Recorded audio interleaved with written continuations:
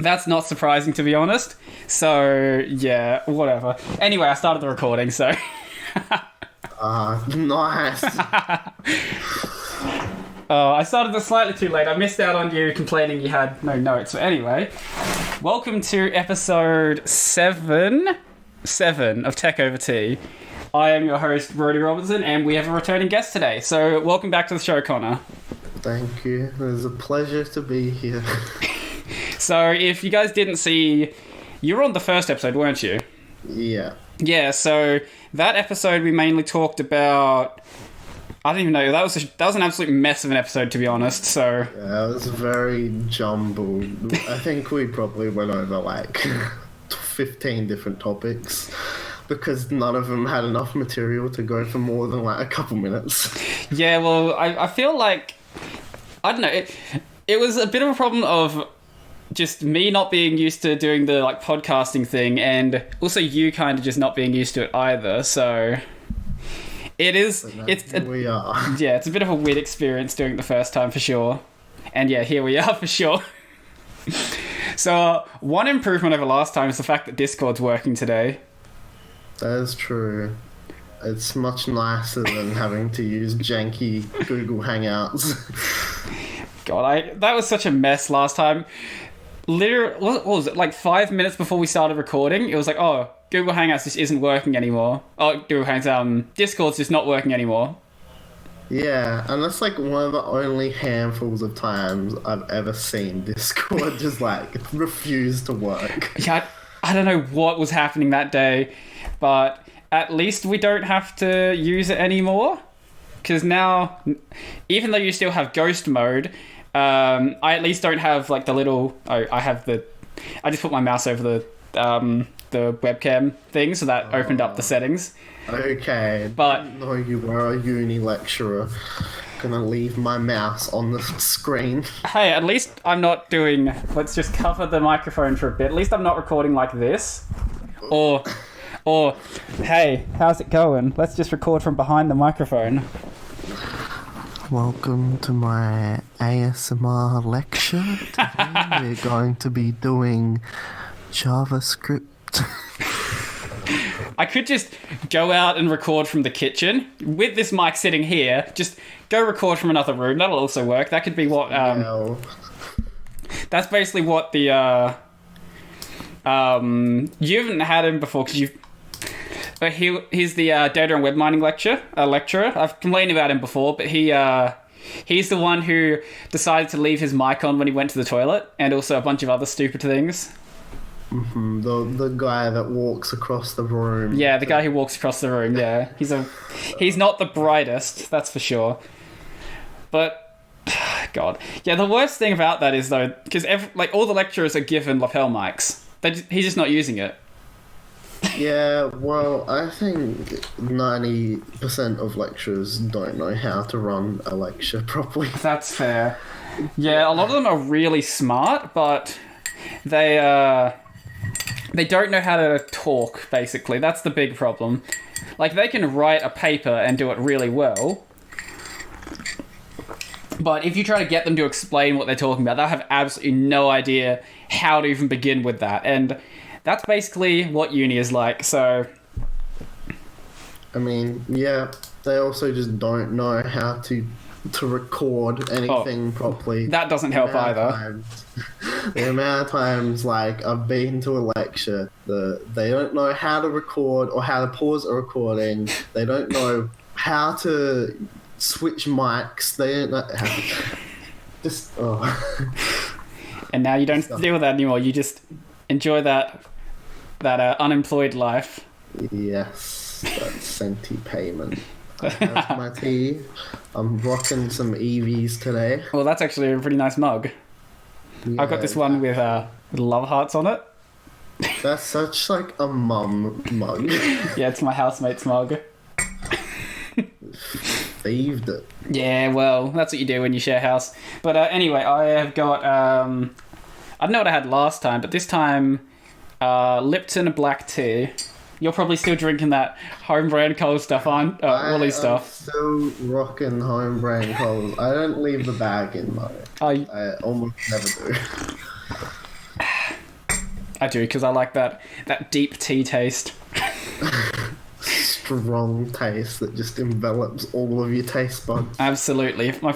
You should see how my stepdad makes tea. He will dip the bag in. If the water turns even just more than just the tiniest amount of brown, he's like, that's too much. He's gotten 16 uses out of one bag before. No. I've always heard about those people that reuse tea bags. I'm like, there's nothing inherently gross about it, I guess, no. But it's just still just not good. They're so cheap, there's no reason to do it. It's yeah, you literally can get 100 tea bags for $5. So I don't know why you're being so fucking stingy with your honestly, at that point, if you can't afford 5 cents a drink, you shouldn't be drinking tea at that point. I'm sorry to tell all the poor people out there, don't drink tea if you can't afford 5 cents a tea bag. It's a bit above your price range. You just need to... You don't even pay for water, actually. Just go down to your local pond, scoop a bit out. If you can afford it, you probably want to boil the water first, and then you can drink it. Why don't you just, I don't know, get it from a public fountain or something? That's probably a bit cleaner. Worse. I don't know if the fountain or the pool is worse. Oh, well, now we're going to a pool, not a pond. I wouldn't recommend drinking pool water. Pond water, maybe you'll be fine with.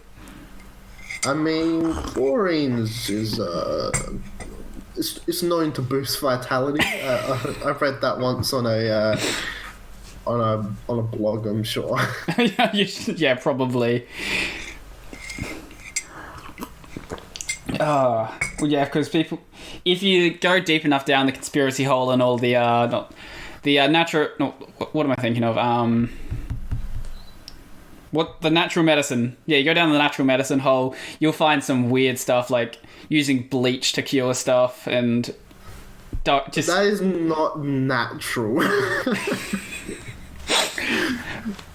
You can catch me chewing on a fucking eucalyptus leaf before I'm going to be drinking. I would not... That's actually really bad for you. Do not eat a eucalyptus leaf. No, but I'm very sure that it's better for you than drinking bleach.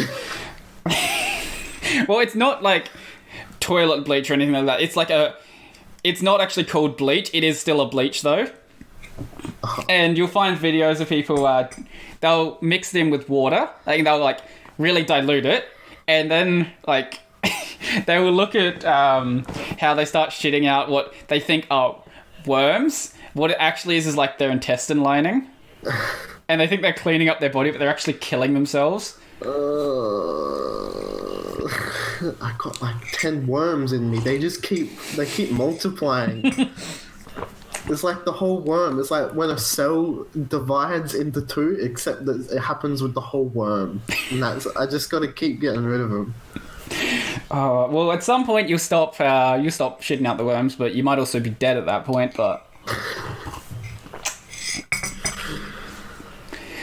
that's a scary rabbit hole to fall down. Oh yeah, I usually stick at the surface level of the people mocking them. I don't usually dig down the hole down myself because otherwise, that's just a depressing path to go down. Really. I mean, it is, and I trust myself enough not to get sucked in, but as soon as you find someone that has half of an argument that actually makes sense, you kind of get into that mindset. You're okay, I'm picking up what you're putting down. No, I don't feel like that at all. Well, you clearly haven't been deep enough into the rabbit hole. That is fair. I have not been deep enough into the rabbit hole. If you use the rabbit hole analogy, it's you start going down and then you get to a point where it just becomes vertical and then you slip and then you're fucked. There's no other way around it. I'll keep that in mind. Speaking of crazy conspiracy theories, have you heard what David Icke has been putting out recently? No, but I do love my man David. He's one of the proponents pushing the 5G caused the bad thing we can't talk about. So it caused. I've heard a couple of different things about how 5G and quadruple X 4X flu. Yeah, 4X flu. How they interact together. Yeah. Like there's a map of the UK which is of the rollout of the 5G locations and also where like the biggest number of infections are. They also happen to also line up with the biggest population centres, but whatever, we'll just ignore that fact. I love the one. It's like the disease, it rides on the back of the 5G radio waves. Wait, what? I haven't heard this one. I need more of an explanation here.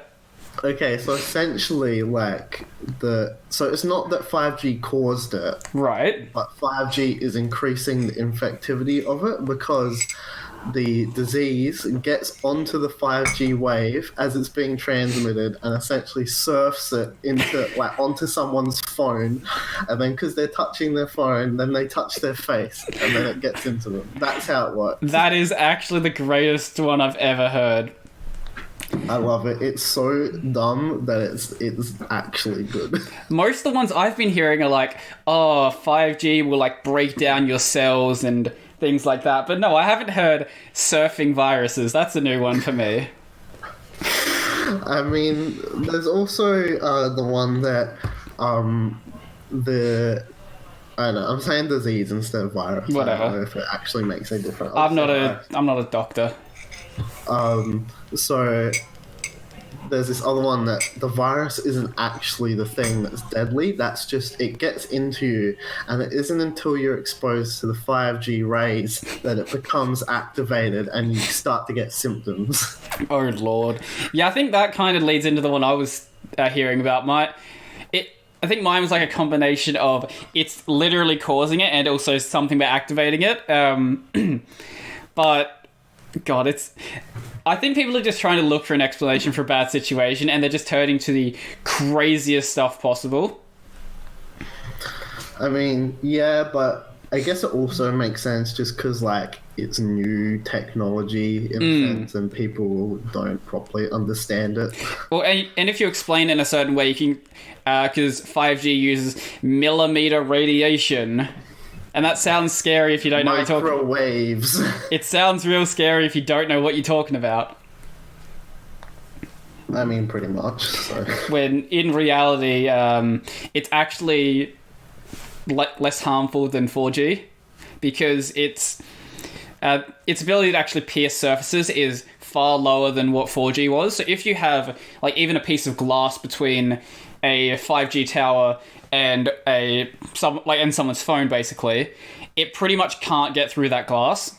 Whereas 4G, if you're inside, you're going to have full service. Like no question there. 5G is more of a, I guess, a more point-to-point, high-speed communication service. So I don't think 4G is ever actually going to, at least for the time being, going to disappear. Just because you can't replace 4G with 5G. It's just the amount of towers you would actually need would be completely ludicrous. You would need to have basically one on every single building.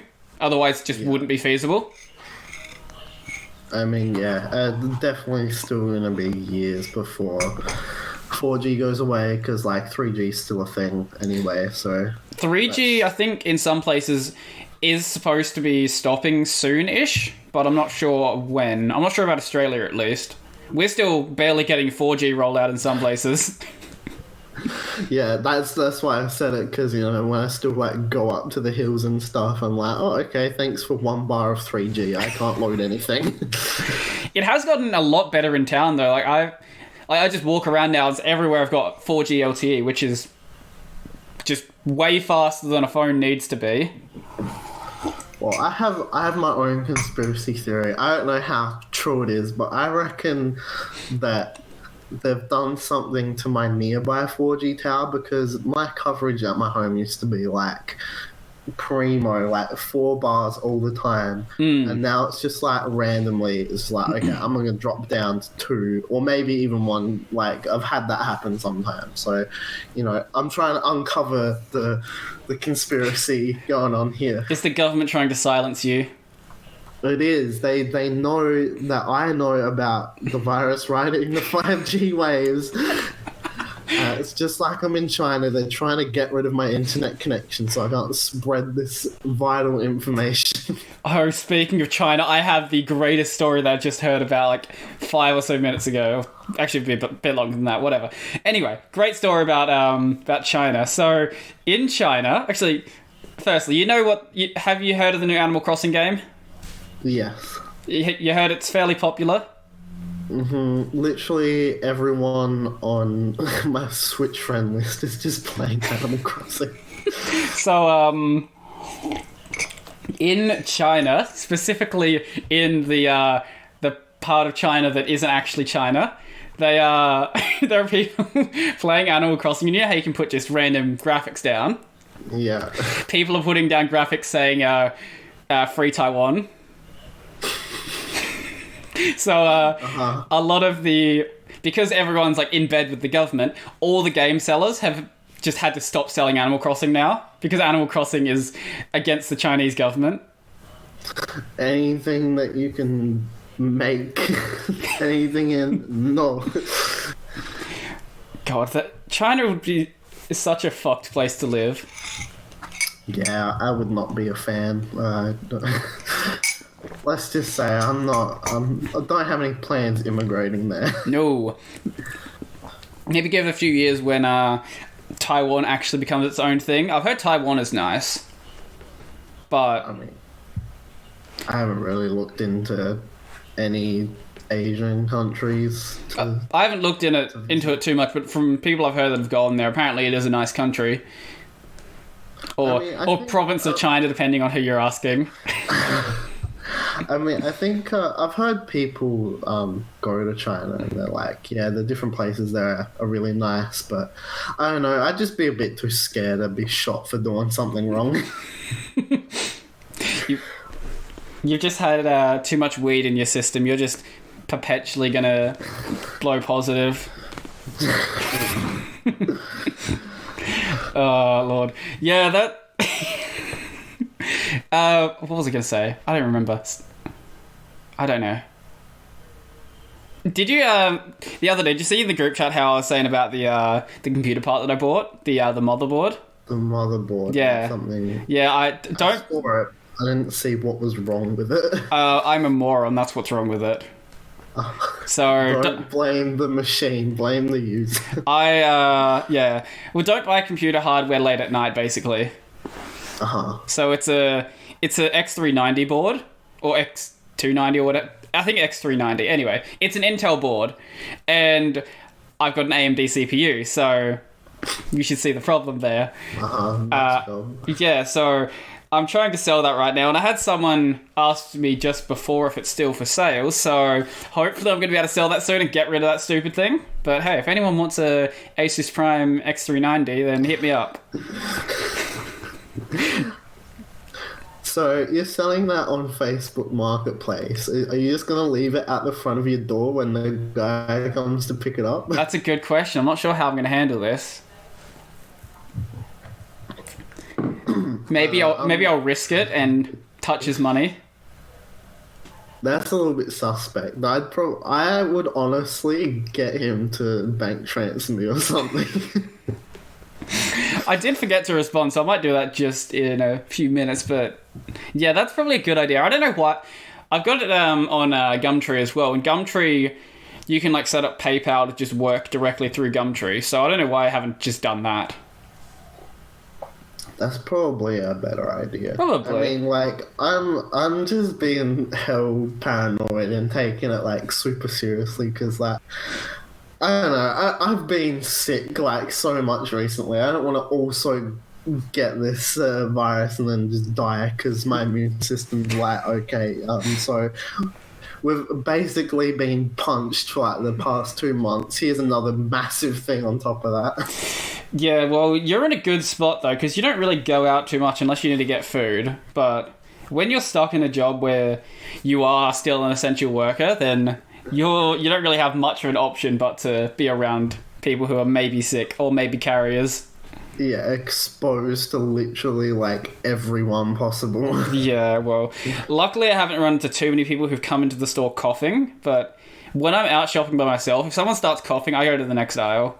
Like, I'm not going anywhere near you. I mean, like, I wear gloves when I go because, like, I'm like, it's the safer thing to do, just extra precaution. And people give me weird looks. I'm like, are you fucking serious? Really? Like, have you seen what's happening in everywhere else? Well, I've started seeing a lot more people start wearing gloves now, a lot more people wearing masks as well. But I was initially on the idea that apparently the mask didn't work, but that seems to have just been bullshit by the CDC. I mean... And also the WHO. Yeah, I don't actually know, but from what I've heard is that it can help you stopping spreading stuff, because like if you were to cough or something, it would catch like the droplets that like... Yeah, I knew that, yeah.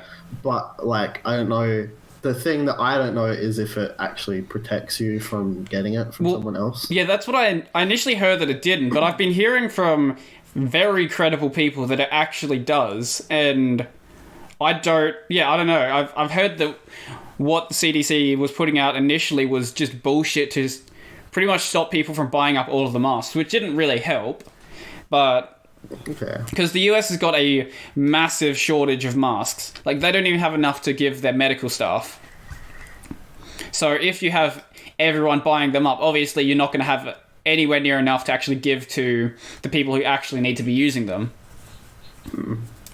I think we're like the least qualified people to be talking about this stuff. Absolutely. My knowledge comes from listening to fucking Joe Rogan.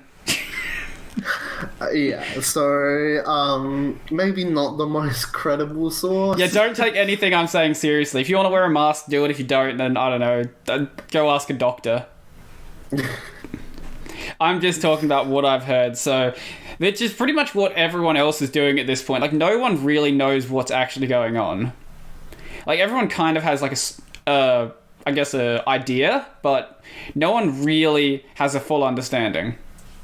Yeah, it's pretty secretive, which, I mean, like, both sides are pretty valid in that argument. It's like, well, obviously everyone deserves to know how bad it actually is, but the other side to that would be if it was, like, actually let out how bad it properly is, then that would just cause everyone to, like, freak out more than they already have. Yeah, on that note, did you... have you heard this stat, which is a interesting stat? So in China, basically everything, you need to use your cell phone for everything, so it's like your ID and all of that sort of stuff. And China has had, over the past couple of months, 2 million less cell phone users.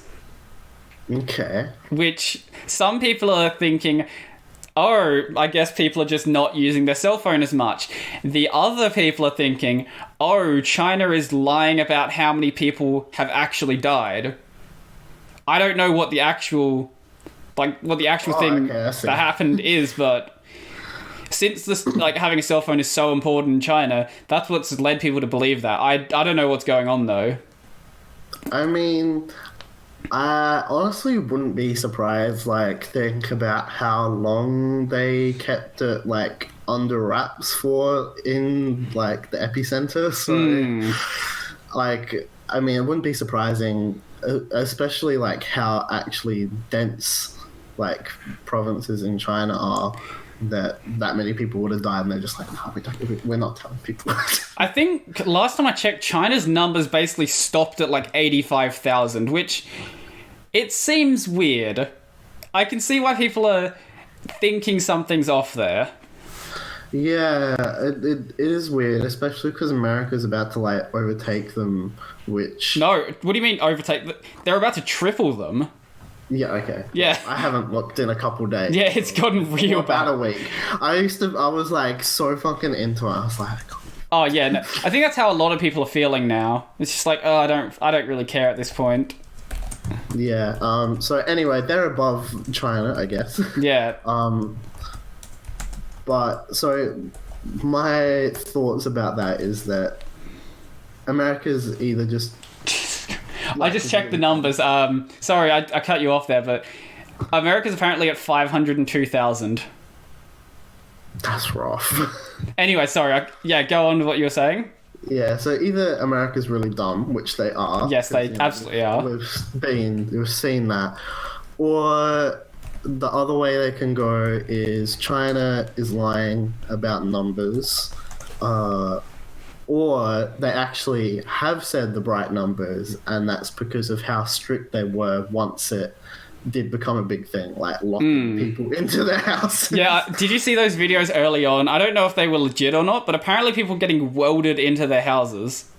I didn't see the welding. I heard about that, but I did see the videos about like people getting dragged off the street and shit. Yeah. Oh, that's rough. If China is being entirely legit about the numbers, that's honestly what's happened. China has just gone full authoritarian state on them and just, if you show any symptoms, if you breathe in the wrong way, we will lock you in your house or we will kill you. I mean, like, I honestly feel like either could be a possibility, but I guess that, like, if the numbers are accurate, I guess that is like what's going on with the cell phones then. Yeah, well, I don't know. The other thing with the cell phones is that because they're at home all the time, then you don't need to use your cell phone as much, but I guess like that is also a possible explanation if you want to do devil's advocate. Yeah, if you want to go down, China might not be a terrifying country. Arguable, but this has actually just turned into conspiracy podcast. Yeah, well, it had to happen at some point, I guess. Nothing wrong with that. Until YouTube comes and just shuts it down. I think you're gonna have to make a highlight clip. Top 10 conspiracies discussed on Tech Over Tea. I do have a thing open right now where I'm taking down timestamps just so I can extract some clips. That's probably the way to do it, instead of just trying to rewatch all of it and be like... Oh yeah, no, I don't even watch the clip through. I just sync up the audio and just render it. Fuck that. I want to deal with myself talking for an hour. It's bad enough when I have to just record it. I mean, fair enough. I like... By the end of me like editing a video, I'm like, I fucking hate this video. I've watched it like 30 times now. I never want to see it again. How long do you normally record for one of those videos? I'll just peep my channel because it really depends on the video. Because I'm absolutely retarded and I cannot string a sentence together. So you'll see my videos and they're just full of jump cuts. If I wanted to actually record it well, it would probably take me like 4 hours to record a 10-minute video. I mean, I'm a bit of a fake fan. I only really watch the podcast because I don't care about any Linux stuff. That's fair. Yeah, I know a few people like that. Hey, you could be like my stepdad, though, who actually watches the Linux stuff and has no idea about it. I was talking to him the other day, and he was like, "Oh, I saw that video about you supposedly stealing all of Luke Smith's videos. Like, why do you watch my fucking content?" I did watch that one. I watch any of your videos aren't directly about Linux or like just application stuff. I'm just more interested in just your personality, I guess. Yeah, I've got a few more. I can't think of a better way to say it, but yeah. No, I get what you're trying to say. I've got a few more coming up soonish where I'm going to do more like just general, I guess, vloggy personality stuff. But I like to keep it sort of still focused on the main content of like Linux and techie stuff. But yeah, I think that doing the vloggy stuff actually does it. It can be fun content for sure. I do enjoy it. I mean, yeah, I think it's good to have that core thing that you're going for with Linux and tech stuff. That way, you know, there's people. Well, that way people know to come to you for that stuff. And like, if they stick around and they actually like you, then they'll like the vloggy stuff. Well, the other Spam it out. Oh yeah, the other stuff with the vloggy stuff is it tends to have a bit more of a wider audience, or I guess the more general tech stuff. So if I do something on I don't know why, I've got one coming up soon where I'm talking about how Microsoft is trying to drag Linux into Windows so they can pretty much keep a death grip on the developer community. I think that has a bit more of a wider reach than the Linux stuff. Yeah, for sure. I mean, that's something that I would watch compared to the specific program. Here is how you. This is how you install Arch Linux. Yeah, I've actually had people tell me oh, you should do an Arch installation video. I was like, do you know how many of those already exist? Literally, if I do that video, it'll be me watching Luke's video and then me telling you what Luke told me. That is all it will be. There's only so many ways you can install Linux. Back in year 8 or 9 of high school, me and my friends, we all had YouTube channels, and this one friend, all he would upload is how to install Optifine for Minecraft version 1.7.3, and then every time the game was updated, he just changed the title. Because it's literally the same exact thing. Wait, so he just did Optifine videos, not just Minecraft mods, just Optifine? Yeah, literally just how to install Optifine. And they got views. They got 20k plus views. Yeah, of course it does. People don't know how,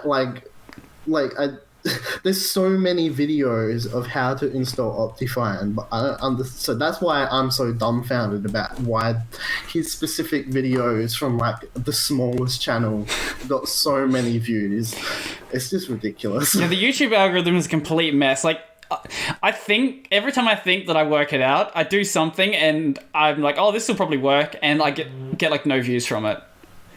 What? How does this work? I don't understand this. I mean, I can't really comment on that because most of my videos don't even break 100 views. So hey, well, at least you can see which ones do get past that point. You're like, okay, maybe that works. And in reality, I don't know what actually works. Just enjoy what you're doing, and maybe you'll come across something that's actually going to work, I guess.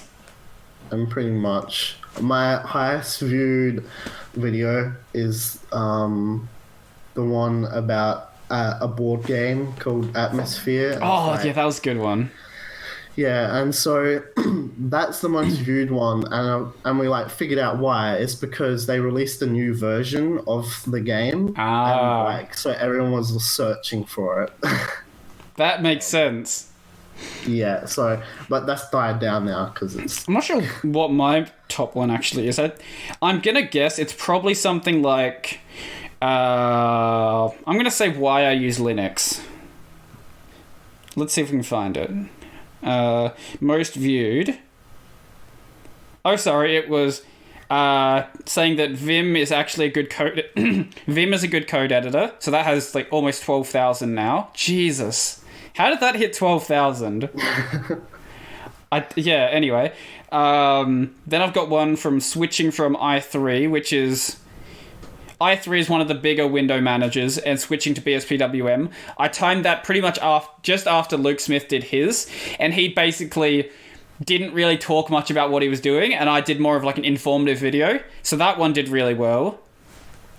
Then I did one on LF, which is a terminal file manager. Once again, Luke released a video on it and didn't really talk about much of what it can do, and I did a video where it was more an explanation. And then the next one would be, why did I never switchware from Arch Linux? And that one's at 4,500. I reckon you gotta start making fake accounts and going onto Luke's videos and be like, hey, this Brody guy, he actually did a really informative video where Luke just kind of fucking talked about nothing for 15 minutes. Oh no, that's what his commenters already do. They'll be like, oh, Luke, he does great videos, but he doesn't really say much. Which is weird, because early on, when I got the shout out from Luke, people were saying the same thing about me. They're like, oh, Luke does really informative videos, but you don't really say much. It's like, what the fuck is even going on here?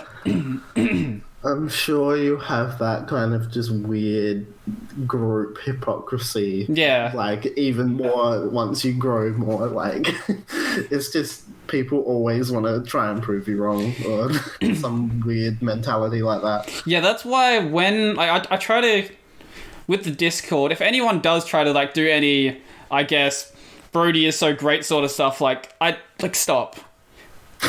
Don't like put me on the same level as someone like Luke or DT. They do far better content than I do. Like, or don't try to like bring down someone like Chris Titus Tech or Chris Ocapenti. They like, you may not like their content, but they do really good videos. Or even just any like in any of the niches really. There's no point trying to bring down any of your competitors.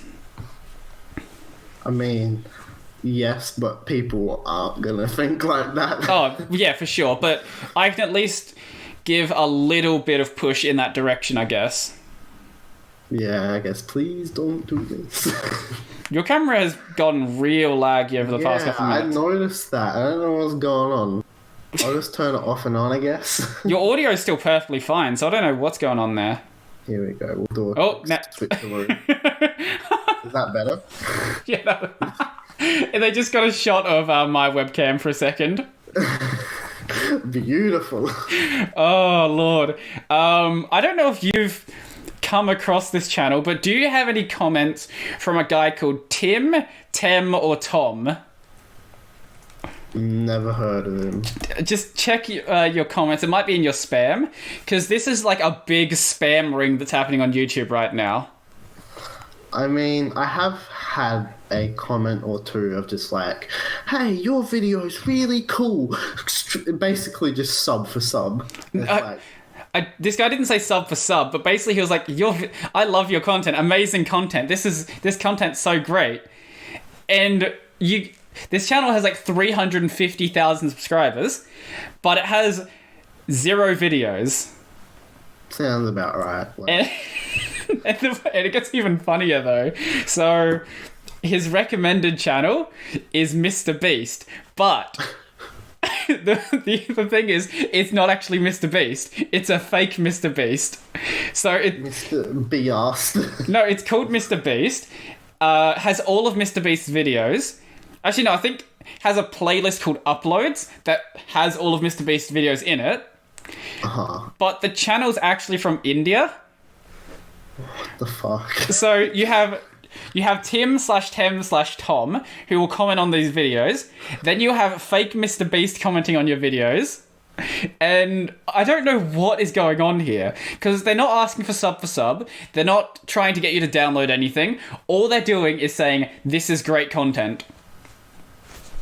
I don't know. I guess, like, I don't really understand the Tim one, but I guess if, like, a fake Mr. Beast commented on your video, I guess if you were naive enough, like, I suspect, like, if that was commented on, like, someone that was, like, younger and they had a channel that was, like, kind of starting to take off, if they comment on that, then, like, they could, oh my god, Mr. Beast commented on my video, I'm going to sub back. I get the sub back thing, but the thing is the channel doesn't have any content. I don't know what you're getting from a sub back, so it's not like you're getting any ad revenue or anything like that. So I have no idea what exactly they're trying to do. Yeah, I can't think of anything. They must be playing some weird long game thing. Maybe they're trying to like garner enough subscribers until the point where like they're almost at the same level as the channel they're trying to imitate, and then they drop like some hell controversial video to try and like start some drama. Because if you watch, there's also another channel called Zyma Tracks, which has a bunch of fake accounts as well, but that one actually has videos on it, and also like they're not just a playlist of uploads, it's actually videos on it. So I can see that one, but yeah, you might be right about that. The other thing they could do is a lot of these channels that get hijacked, they will have videos uploaded to them like how to get Fortnite on your, I don't know, on your toaster, or how to get free Bitcoin or things like that. That reminds me, I got a YouTube ad. This was like about a month Drink's really far away. ago. Yeah, I got this ad about a month ago, and it caught me so much by surprise because it was legit like some probably like 13, 14-year-old just playing Fortnite is the video, and he's like, hey, come join our Fortnite clan, it's super cool. And then it transitions into like basically a montage of just fucking obnoxious music and like these Fortnite clips of him like killing people. It was like a 5-minute ad. So I strongly suspect this child has stolen a credit card and decided, I'm going to run my own Fortnite ad. Jesus. Hopefully it wasn't their parents. Actually, maybe their parent just paid for it. Maybe it's not a scam at all. Maybe they just have really rich parents. I mean, that is also a possibility. Hey, Dad, can you please advertise? Can I have $50,000 to advertise my channel? my epic Fortnite clan. Oh, I'm surprised Fortnite's actually stuck around for this long, to be honest. I didn't think it would be sticking this hard. Yeah, it's definitely died down from like how popular it was because I don't see as much of it anymore. But I think it's just that kind of. I mean, I'm not really into battle royale games, but like fucking everyone else is. I think because it's got that art style, that more approachable art style than something like PUBG had. I think that's why it's still stuck so much, because you have that core gameplay that people really like, and then you also have like this appealing thing, which would also be dragging more people in still, I'm guessing. That's my theory. I just think it's like I'm not the biggest fan of the art style, but I can definitely see why it would be so appealing to people. Yeah, especially the children, that's for sure. I mean, ultimately, I would rather Fortnite be on top than something like PUBG, because I fucking just despise games that are just trying to be like super realistic. I think let's bring Call of Duty to the top again. That's something yeah, okay, I can talk today. That is something I'm surprised it's still like actually going. I thought they like, because people turned on them so hard once they started doing like the futuristic stuff. I'm surprised that people actually like stuck with them for this long. What was the first futuristic one? Was it Ghosts? Well, no, Ghost wasn't futuristic, was it? I think it was Infinite Warfare. That was the really big one that people fucking hated. Like, there was people that were not a big fan of Black Ops 2 because it was kind of more futury, but they still had like the core movement and stuff. Oh yeah, no, Black Ops 2 was a bit like that as well, wasn't it? Yeah. But Infinite Warfare was the one that had like exo jumps and stuff, which I like Infinite Warfare a lot more than like almost all of them because of that. Like, I think normal COD is so fucking boring. Like, comparatively, Infinite Warfare is like 1,000 times more interesting. I guess I didn't have like that massive history with COD when I was a kid, so I don't really have that I guess problem, because I played MW2 split screen. That's the only experience I had with MW2. I played about 20 minutes of MW3. And then I played Black Ops 2 for a while. So for me, COD never became that really boring thing for me. I'm kind of in the same boat. I never had Modern Warfare 1 or 2 or World at War. I played Black Ops 1 a little bit, but I never owned it. And then I got Black Ops 2 on my PC and played that for a little while. And I like that, and I really like zombies. So and then after that, I kind of just dropped off. Like, I played Infinite Warfare because I think one of my friends bought it for me, and that's kind of where I ended. I actually did go back and play Modern Warfare and World at War, but that was years after they came out. Like, at my high school, we had a pirated copy of Modern Warfare that went around to all of the peoples, and that's what we played during class. The IT staff didn't like that. But, yeah, we were playing Modern Warfare in class. Everyone was running the same build because everyone knew what the best build was. And I think we played World at War a bit later, just because, fuck it. Yeah. They didn't like us playing Modern Warfare, so we just played World at War instead. It's a different game, miss. We did the same thing with Halo as well.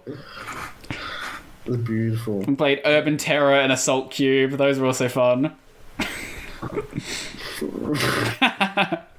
No, World at War is not very... I've gone back and played that multiplayer. It is not very good. No, it's not, is it? World at War is, like, only good for zombies, because, like, that's the game that was moddable for, like, the longest time. So, there's, like, thousands of custom zombie maps. It's, like, actually pretty cool. The one that sticks out the most in my mind is there's, like, a moon map. Yeah, that's from Black Ops 1. That's one of my favorites. No, there's one in as a mod from World at War as well. Oh, okay, sure. And yeah, you can do some weird stuff with that modding system. Yeah, people managed to get stuff from like Black Ops 2 into World at War. Jesus. Like, well, that's impressive. I'm surprised the engine doesn't just fall apart doing that. Yeah, I mean, like, to be fair, I'm pretty sure they used the same engine until, like, Ghosts or something. I might be wrong, but I vaguely remember, like, they were still using the same game engine. I can't remember what engine they were using. I have no idea. Yeah. I don't remember. I don't think it really matters, to be honest. No, but they managed to squeeze a lot out of that, so that's impressive. Yeah, it is. Even with like all the mess that was happening back then, with switching, where Infinity Ward stopped being Infinity Ward after Modern Warfare 2. Then MW3 was a mess. Then Treyarch ended up taking the spot of being the preferred developer. Then you had a third developer come in with Sledgehammer. Yeah. What a mess. Yeah, it's absolutely a mess of a franchise for sure. Cannot argue with that. Yeah, my definitive FPS would be Titanfall 2. I fucking love that game. That's an interesting pick. It basically took what I liked from Infinite Warfare, like the movement, and made it super smooth and fun. And you also have like these different layers of gameplay. So instead of just like person versus person, like you also have like these minions running around similar to like a MOBA, I guess. And then so you have the person on person stuff, and then you also have the Titans that come down, and so there's Titan v Titan, or you can be like a person versus a Titan. I just think it's infinitely more interesting than any other shooter. What did it do better than the first Titanfall? Because I heard the first one was a bit messy in places. Yeah, the first one was, I mean, people were like bitching that it didn't have a story, but like... Oh, that doesn't matter. So many games don't have stories anymore. No one's going to play the story mode. It's a multiplayer FPS. Just ignore it. Yeah, exactly. That's why I never understood why people were so mad about it. But I think... I didn't play it as much Titanfall 1, but I think just like there wasn't a whole lot of map variety, and like there wasn't, I mean, same with the guns and stuff, and like I think the matchmaking was just really fucky. But yeah, they made Titanfall 2 way better. Yeah, I fucking love that game. I don't think I ever got a chance to play it, actually. Yeah, I don't recall ever playing it. I mean, the good thing is, like, I was really good at it, but even if you were, like, bad at FPS, you could still have fun with it, because, like, you could focus on killing the minions and stuff, and you'd still eventually, like, get your Titan to come down, which makes it easier for you to kill actual players, so... Yeah. And there's, like... There's not a whole lot of downtime either, because like I know in COD, like once you get killed, you have to wait like a couple seconds to respawn, and then like you can get fucking locked in that kind of cycle of just like spawn dying. Especially with the older games for sure. Yeah. Yeah, but I don't know. I never had that with Titanfall, so. I think Black Ops 2 did a pretty good job with fixing the spawn locking, but on some maps it was really bad, especially do you remember the map where you were just on a boat? In Black Ops 2? Yeah. Yeah. Yeah, whatever it's called. Yeah, that might be right. The two main spawn points were on either side of the boat, and if you killed someone, you could just run back and forth between two spawn points. Yeah. And that's how I would win gun game. I remember that. That was God, yeah. It was, I don't know. I do definitely enjoy FPS games. I haven't played one in so long though. I would say my pinnacle would probably be God, that's a hard one. I don't know, because all of the games I had, I didn't really play them as like, I guess, well, the only one I played for a really long time is just like by myself was Battlefield 3. Mm-hmm. But all of the others that I played, it's kind of tied to the people I was playing with at the time. Like Modern Warfare 2, I played only as a co-op game or as a split-screen game. Black Ops and World at War, I only played for zombies. Black Ops 2, I guess I played that for a few months. Modern Warfare, I only played at school. And then, like, you can go to another type of series, like Borderlands. Like, Borderlands was also a big, like, heavy co-op game for me as well. I mean, I was more so, like, focusing on, like, multiplayer FPS, not so much, like, co-op kind of games. I kind of categorize those into different things, because the experience is, like, vastly different. Yeah, that's fair. Yeah, if you were to look at something like Borderlands, that it's much closer to like an RPG than it is to just a regular multiplayer FPS. Yeah, it basically is like a combo of RPG and FPS, so yeah, kind of different.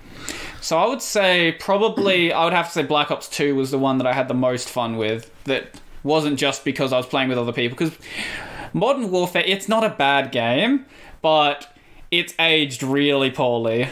Yeah. Like, people will think back on it as a great game, but there was really only one viable build. You ran the M16, you ran Painkiller, and I think you ran Quick Draw or something like that, which made you reload faster. Or it might have been something different, but... Mm-hmm. And that's just the only viable build in that game. Yeah, well, like I said, I never really played Modern Warfare 1, but... Did you have an experience with Battlefield 3? Yeah, I was going to go on to that afterwards. I did play quite a bit of Battlefield 3, and I enjoyed that a lot more than normal COD, but I think that's just because of like how big the maps are, and like it's more so you just having fun doing random... Well, for me, I just had fun doing random stuff instead of like focusing on killing players. Did you have the experience early on in that game when there was the fully automatic grenade launcher? That shotgun that you had, the shotgun with frag rounds that No, I did not. Oh, okay. So do you know the gun I'm talking about though? No. Okay, so there was a gun you got really late game. It was a pretty shit shotgun, but it was fully automatic and you could put frag rounds in it. So the frag rounds, their damage was set a bit too high. I think they were set to like 50 or 65 health or something ridiculous. So you would just fire a couple of them in a direction and just eliminate everyone. Uh-huh. And I think they had the blast radius of a grenade as well. So it was basically just a fully automatic grenade launcher, and it broke the game. That's awesome. Same with, there was a gun you only got from co-op as well, called the FAMAS, which had a fire rate of over 1,000 or something. So you would unload your clip in like half a second, but it also had basically no recoil at the start. So it was just a laser gun. But that game had I think it's a problem with all FPS really. Over time, as like balancing patches and stuff come in, there always ends up being just one viable build. Yeah. Which yeah. I think it's just kind of a problem. Well, I guess even without the balancing patches, it still becomes a problem because everyone's just looking for the best possible way they can play the game. It's the same, I guess, with every sort of multiplayer game, though, really. Everyone's trying to just optimize their build for the best possible way to play. I think that's like inherently a problem of like the way that those games are designed and also outputted. Like if they're chopped out every year, then the developers are like not going to care about like actually maintaining that it's balanced. But I think part of that problem is that it's too complex because there's so many guns and stuff in the game for them to actually like have a proper, I don't know, I guess rock paper scissors type thing where like a thing has a specific, well, a thing has benefits and also downsides, which from memory I think that might have been another reason why I like Titanfall, because like they added more guns into it compared to the first one, but they also didn't like overdo it. And I think also that, as well as they had 5 or 6 different Titans, each with their like own strengths and weaknesses. I think that also like made it a lot more interesting. Yeah, well, if you compare it to some of the older FPS that came out, like have you ever had experience with like Quake Live or Quake 3 or anything like that? No, I don't think I ever played anything that old. Well, okay, you at least know how Quake works, right? You have like a very, very small selection of guns. Yeah. When you have, I think it's like 6 guns or so. So when you have a small selection like that, it's so much easier to just create that sort of rock, paper, scissors gameplay style, where the RPG is good because you can rocket jump, and it has a high damage, but it also has a really slow fire rate, and the projectiles are really slow. Whereas you have like a shotgun, which is a really short blast radius, but it has a wide spread. So if there's a couple of people in the way, you can get them both at the same time. When you have a smaller selection of guns like that, I think it's a far less monumental task to actually make a fun and balanced game from that, I would say. Yeah, I would go with that. I think Counter-Strike kind of has that, but like they still have, in my opinion, I think they still have a few too many guns that in reality people don't use anyway, so they might as well just like get out of the door. Yeah, for sure. Well, every time I see any like pro Counter-Strike gameplay, they're running like an AK, and that's pretty much it. Yeah, so like that's the main kind of gun that's used, but like or depending, depending like on the kind of round that it is. So like say it's the first round, they obviously only have pistols and stuff, and like there's like some good kind of decision making you have to make. It's like, oh, do I want to buy armor so I don't get fucking yeeted, or do I want to buy a better pistol? So it's kind of like become more of a kind of glass cannon type deal. And then like second, like there's other rounds where you don't have as much money, so okay, I'm going to buy the cheaper guns, but they have their drawbacks, and I think that's a lot more interesting than just like you pick your gun at the start of the game and then it's fine for the rest of the. But I get they're like two different. No, I do actually like the Counter-Strike system, but it makes a very different sort of gameplay style, because then you actually have people, even though people are still going to end up floating towards the best gun in the game, there's still going to be a period of the match where everyone's trying to figure out the best way to get to that point. Yeah, there's like little pockets throughout a whole game of where you have to like, because you fucking spend all your money and you're like, oh, we haven't run around in like 3 rounds, so you get these like down pockets of like where you have to figure out, oh, what gun is best for this map in this situation. I mean, like, just kind of I could just keep ranting forever, but no, it's fine. I don't have a problem with it. There's kind of my main problem at the moment is like the maps that are used for like the official game modes.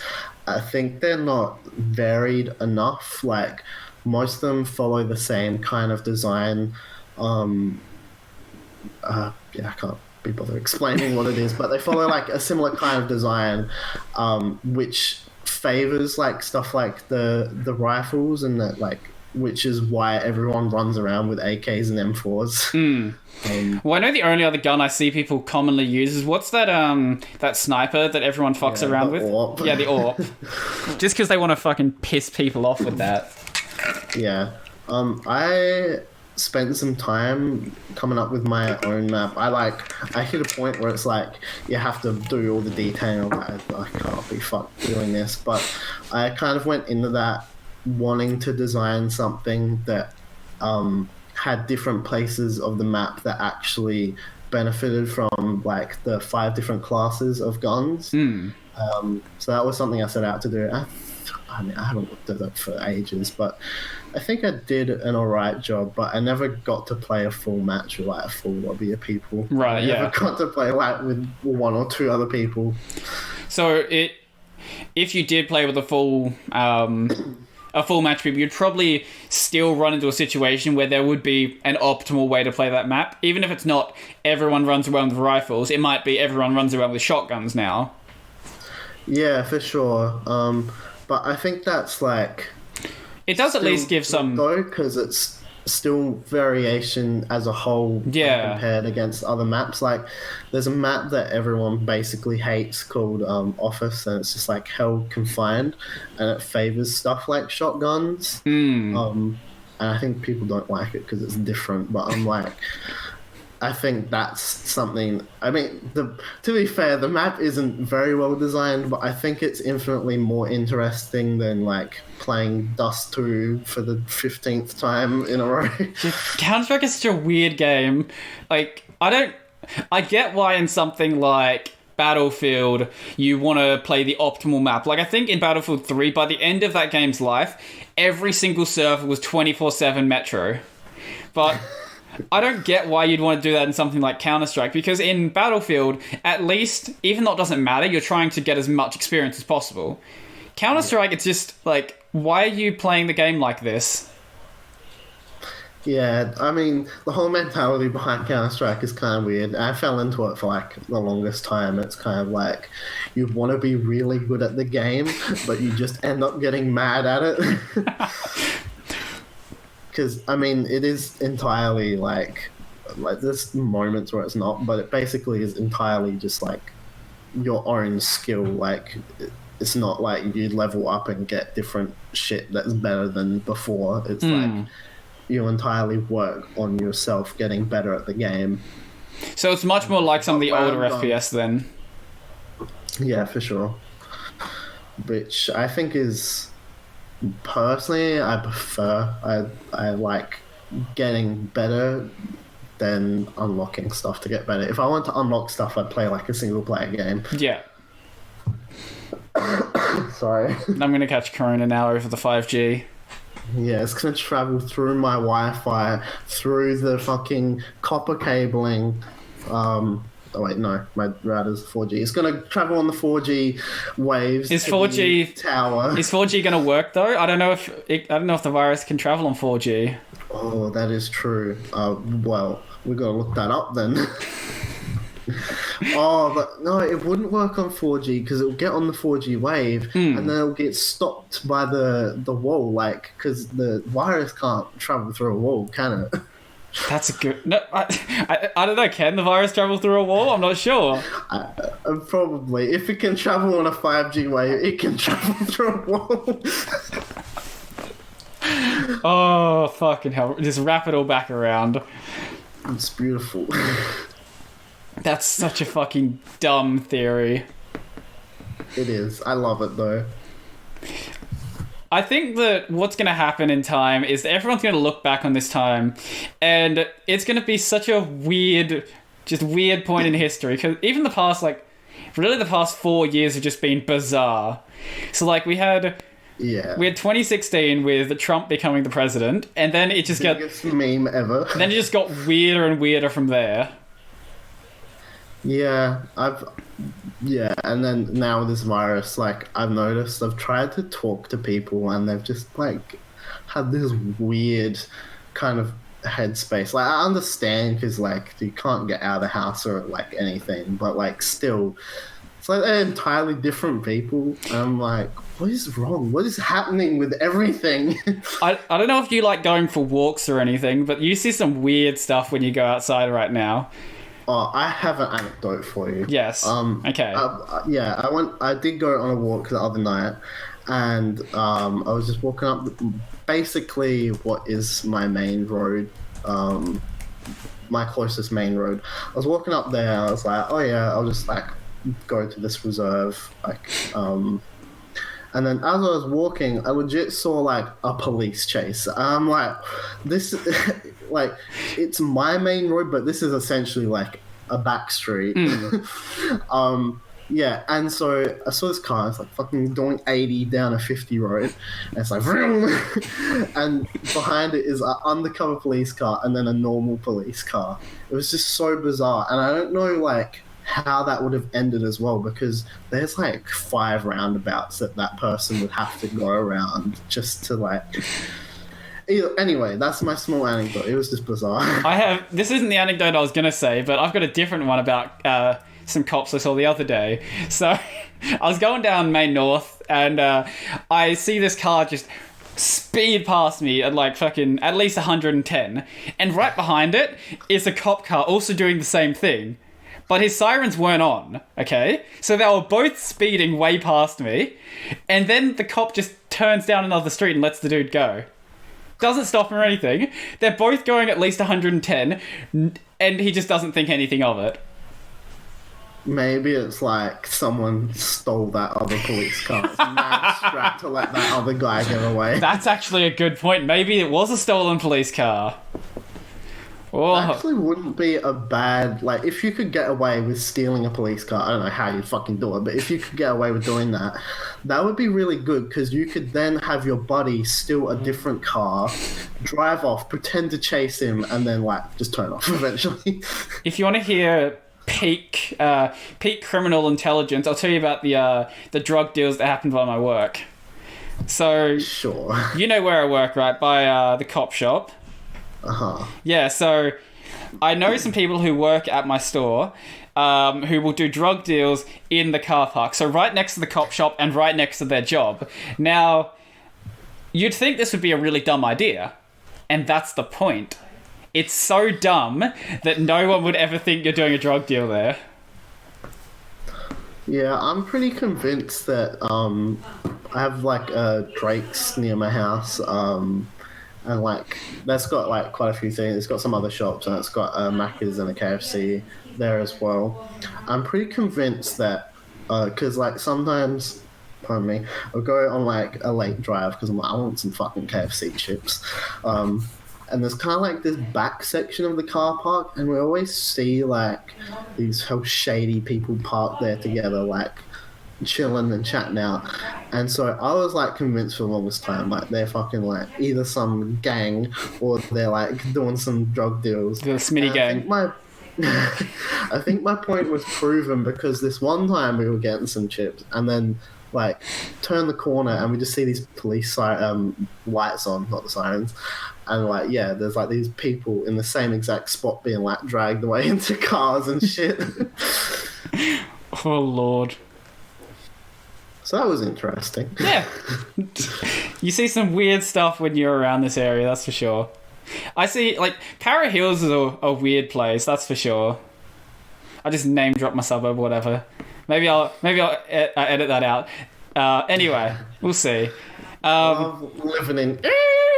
Yeah, I love living in the Adelaide Hills. I'll go with that. I'll probably forget to edit it out, doesn't matter. No one's going to find me. But anyway, it's a weird place because you've got on like some houses you've got some just like absolute druggos, and then other houses like literally down the street you'll have like 3-story mansions. So you have druggos and millionaires next to each other, and it's such a weird dynamic because you go down to the Woolies, and you just see the strangest people just all together, and I don't understand it. I think slowly the area is getting like built up, but they didn't really do it like anytime recently. So it's just like you have the super expensive places next to the shit places, and no one questions it. It's just like normal, just completely normal here now. I mean, where I live isn't that much of a divide, but it's still kind of weird. So, like, my section... So, it's kind of, like, split by this big main road. Not the one I was talking about before, but a different one. And so, I'm on the side that's all, like, nice and just, like...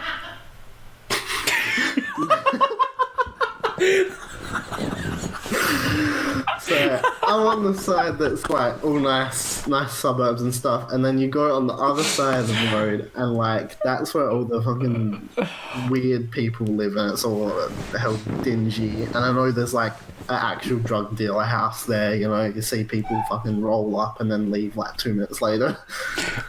Just in case anyone didn't hear that on the recording. My housemate just laughed in the most ridiculous way, and I don't know what she's laughing at, so... It's a beautiful moment. Oh, my nose. Yeah. My old place back in Davern Park, there was actually like a known drug house on my street. Because, you know, Davern Park and all that. Davern Park. I was going to say, that's your problem. Yeah, they did... I know that it was a coke house. There was like a news story about it at some point. But they would do deals in front of my house, like at 4 a.m. Awesome. So they would like walk up to each other, do the exchange, and then just separate. Yeah, not suspect at all. Yeah, everyone I know who deals, they at least like act as if they're best mates. So like, oh, he just goes to this dude's house, stays there for like an hour or so, leaves. Not suspect at all. Yeah. Don't just go in for like a second and leave. Like that's obviously... How you going, bro? Oh yeah, see you later. I think that's actually might be another reason why people do it in a car park, because it's not even that weird at that point. It's like, oh, hey, you're here. Unless it's like midnight, and then it's weird. Like if you just run into someone in a car park during the day, and you're like, oh, hey person I know, and then you like shake each other's hands, like that's a way you could do a deal without anyone knowing about it. True. How do you think? But you can't do that kind of stealth mode anymore because of the virus. That is fair. You have. How would you do a deal now? That's a question. It's a very good question. I don't know. I guess just like dead drop things. Yeah, that's what the postie's been doing. So it literally says on the box, "Do not leave without this being signed for," and they'll leave like literally thousands of dollars of computer hardware on my doorstep, and just walk off. I had that. I was like, oh yeah, I ordered this. It's like $120. Can you? And on the note, it's like left behind bin. It's like that is not helpful. One of the bins is now sticking out because there's a massive box behind it. So I'll grab something. Be back in just a sec. You entertain the people. The audience. Yes, I am the entertainer now. I will be taking over the podcast. Brody is now retired, as you can tell, because he has left the podcast. So, what's up, everyone? Welcome to Tech Over Tea. This is episode 7. I'm your host, as always, Supercozman. I don't know what you said. I'm gonna see it in post, I guess. Yeah, you're gonna have to go back and look at that one. Yeah, I hope you didn't say anything that'll get me cancelled. This is a 3900X, not flexing, but this is 850 Australian. This is the motherboard that I wasn't supposed to buy, 300 Australian, and shitty graphics card. All left on my doorstep with no signature, and they didn't even bother to check if I was here. Beautiful. She's like, oh, I'm just going to leave this here. I was like, mate, don't do that, please. At least, like, put it behind something. It was just, like, in a box that was, like, do not leave without being unsigned. Like, everyone knows that that's an expensive box.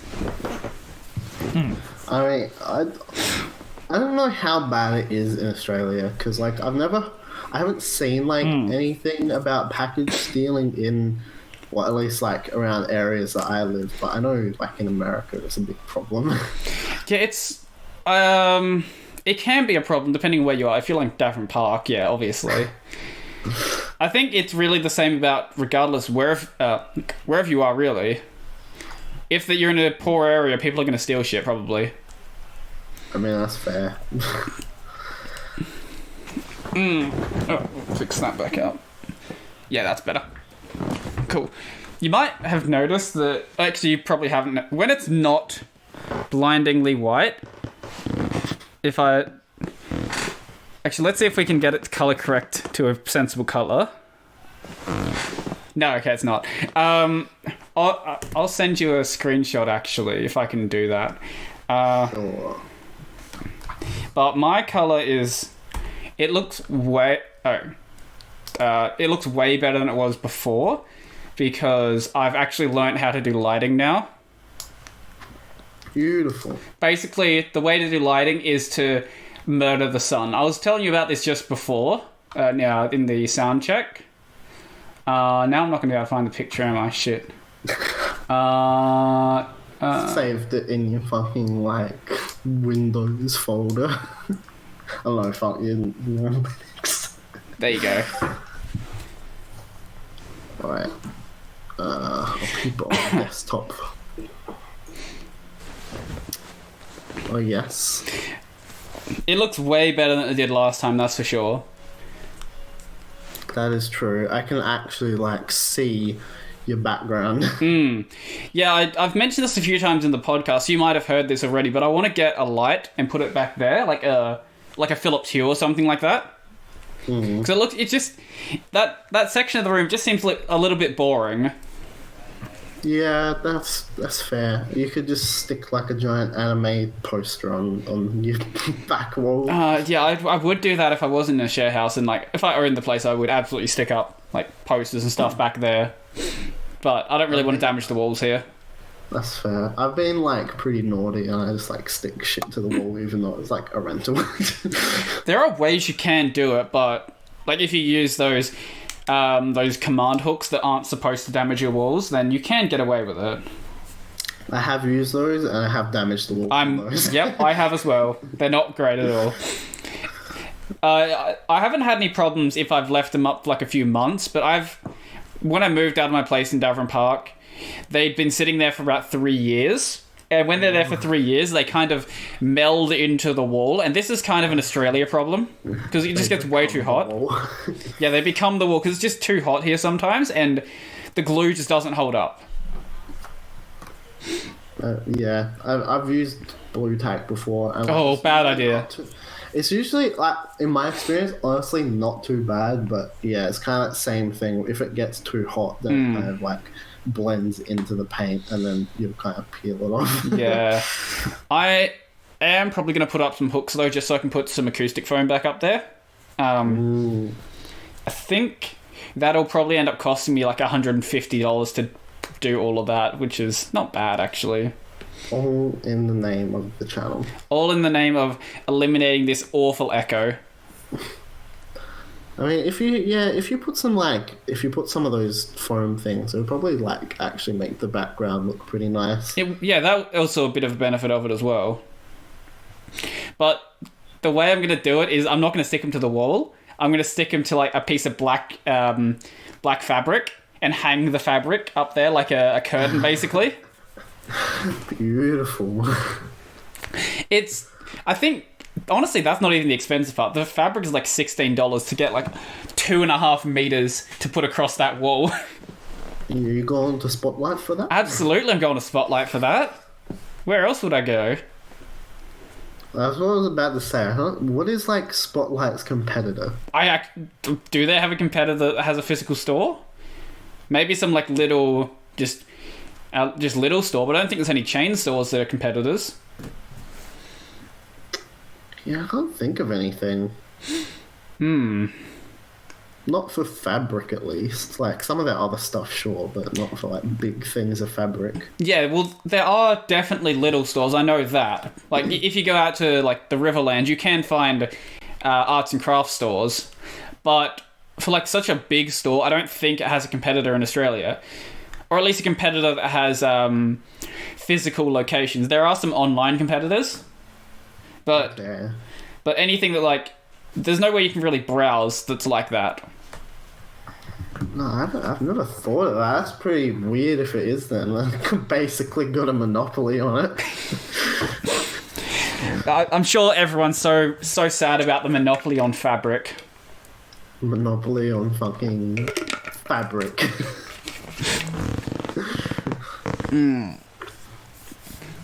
Yeah. Yeah, I don't know. We've hit our first weird gap. Weird gap number 1. Anyway, did you notice that I forgot to change the channel art over? I did. I've noticed that for like whenever I go to like either one of the channels, I'm like, he still hasn't changed it. I forgot. I've been meaning to do that for like, what? When did you send it to me? 4 weeks ago? Probably 2 months ago, I reckon. That's what it feels like. No, yeah, you did, because you fixed it just after the first episode of the podcast. So it would be almost 2 months ago now. That is a little bit tragic, but I mean, it's not like it's a big thing anyway. I doubt, like, because I looked again and like it's only on some devices that shows up like that anyway. For most stuff, it looks fine. No, it looks fine anyway. Yeah, no one probably has any idea of what we're talking about. If you go look at my channel on YouTube Library for both the main channel and the podcast channel, the edges of the channel art, it's kind of missing stuff. And Connor ended up redoing that for me, so I just haven't bothered to fix it. So I'll do that at some point. Literally like a 5-minute job. Takes less time than it does to make a video. Yeah, that's fair. Well, yeah, I fucking take forever to record a video. Oh no, my webcam's gone all It's been doing that like a few times. Usually it's just refreshing, but it's, yeah, I don't know, it's happened again real bad. Too much virus is surfing my 4G, bro. It's corrupting my router. The thing is, your mic hasn't changed, so, which is, anyone listening to the audio would have no idea what's happening.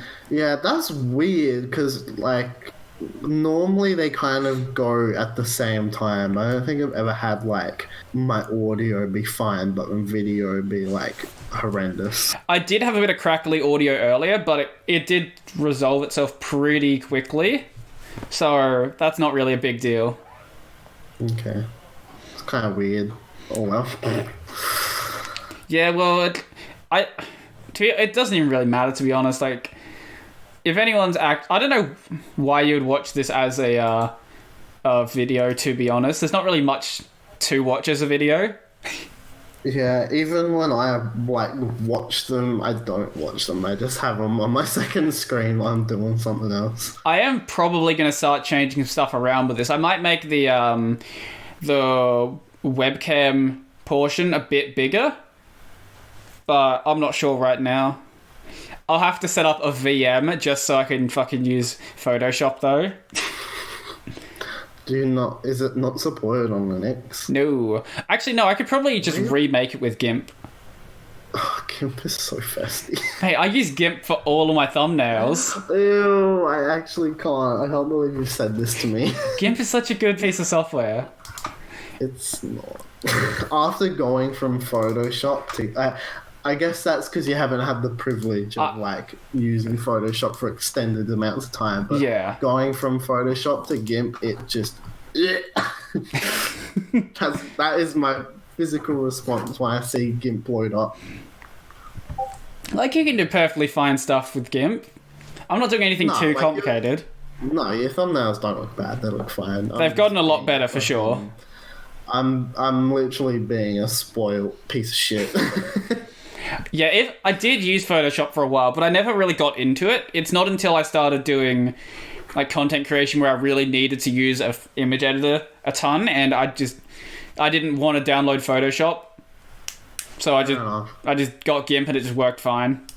But I can see how coming from Photoshop and coming from Premiere and After Effects, how it would be a problem to use like GIMP, Kdenlive, OpenShot, things like that. Yeah, I like go from using Premiere to sometimes using iMovie, depending on like what I want to edit on. And, like the difference is just so fucking apparent. I can't use iMovie. It's a pain in the ass. At least it was when I used it. That was like 2 years ago, so I'm not sure if it's gotten better. From memory, iMovie was a bit jank. Like, it's definitely way better than what it used to be, but it still hasn't changed all that much. It's still the, like, Apple mindset. Yeah, it's definitely for, like, just drag, drop stuff in. It's not meant for heavy editing. Yeah, what did I even use? Right, in my high school, we had to make a bunch of videos for random reasons. Like, there was one class... Oh, yeah, that happened, didn't it? Oh, let me tell you about the time we had to make a biology rap. Oh, this sounds right up my alley. I wish I still had the clip, but what was it? So we would like for this assignment we had to make a song. I don't know why we had to make a song though, and me and my group members, we just didn't want to do it. So we just decided to take the absolute piss out of it. And we made like a don't fuck with cursor level of song. I think it actually was supposed to be a parody of Don't Fuck with Cursor. And as you would expect, I wish I still had that clip because that was it was just so bad. I think it was about like photosynthesis or something. Yeah, photosynthesis. It is the very best. It makes all the plants grow, and when they get it, their leaves will show. That's way better than what we did. I think we just stuck with the don't fuck with don't fuck with cursor. I think that's what we stuck with. Anyone who hasn't listened to Don't Fuck with Cursor, go listen to that song. It is a piece of Australian history. Did you just be like, photo, Pretty much. Pretty much. Yeah. And we also, we recorded the audio and the video separately, but we didn't lip sync it properly. Oh. I don't even know what would have happened with that video. I assume I probably just nuked the device it was on. Probably. There's so many. I'm so salty that at myself that I did this. Like, I used to have I've had like fucking 10 YouTube channels or some stupid shit, and like I've kind of just purged a lot of them. But I wish I had just like privated them because those videos were so good. Like just most cooked shit. There is still one. I don't know what the channel is called. I don't know how to get this video, but I know it's still on there. There's a link somewhere that I need to find, and it's just me and my friends in year 8 or 9 back then again. Do you want to name drop your school? Birdwood High School. Birdwood High School. Piece of fucking shit. So there was like this short film contest that we wanted to like do, and none of us knew anything about filmmaking at all. Like, so I could tell from some of the stuff you put out back then. We were like, let's make a rap song. Oh no, soup. I still know all the lyrics. Do you want to give us a verse? I'll privy you to this. I will get a beat for this. Make sure it's something that's not going to get me copyright struck. Royalty-free beat. While you're looking for that, do you know what's also a great video you did? What? The zombie one. Yes, that one is actually better. It's actually good. The shit I made.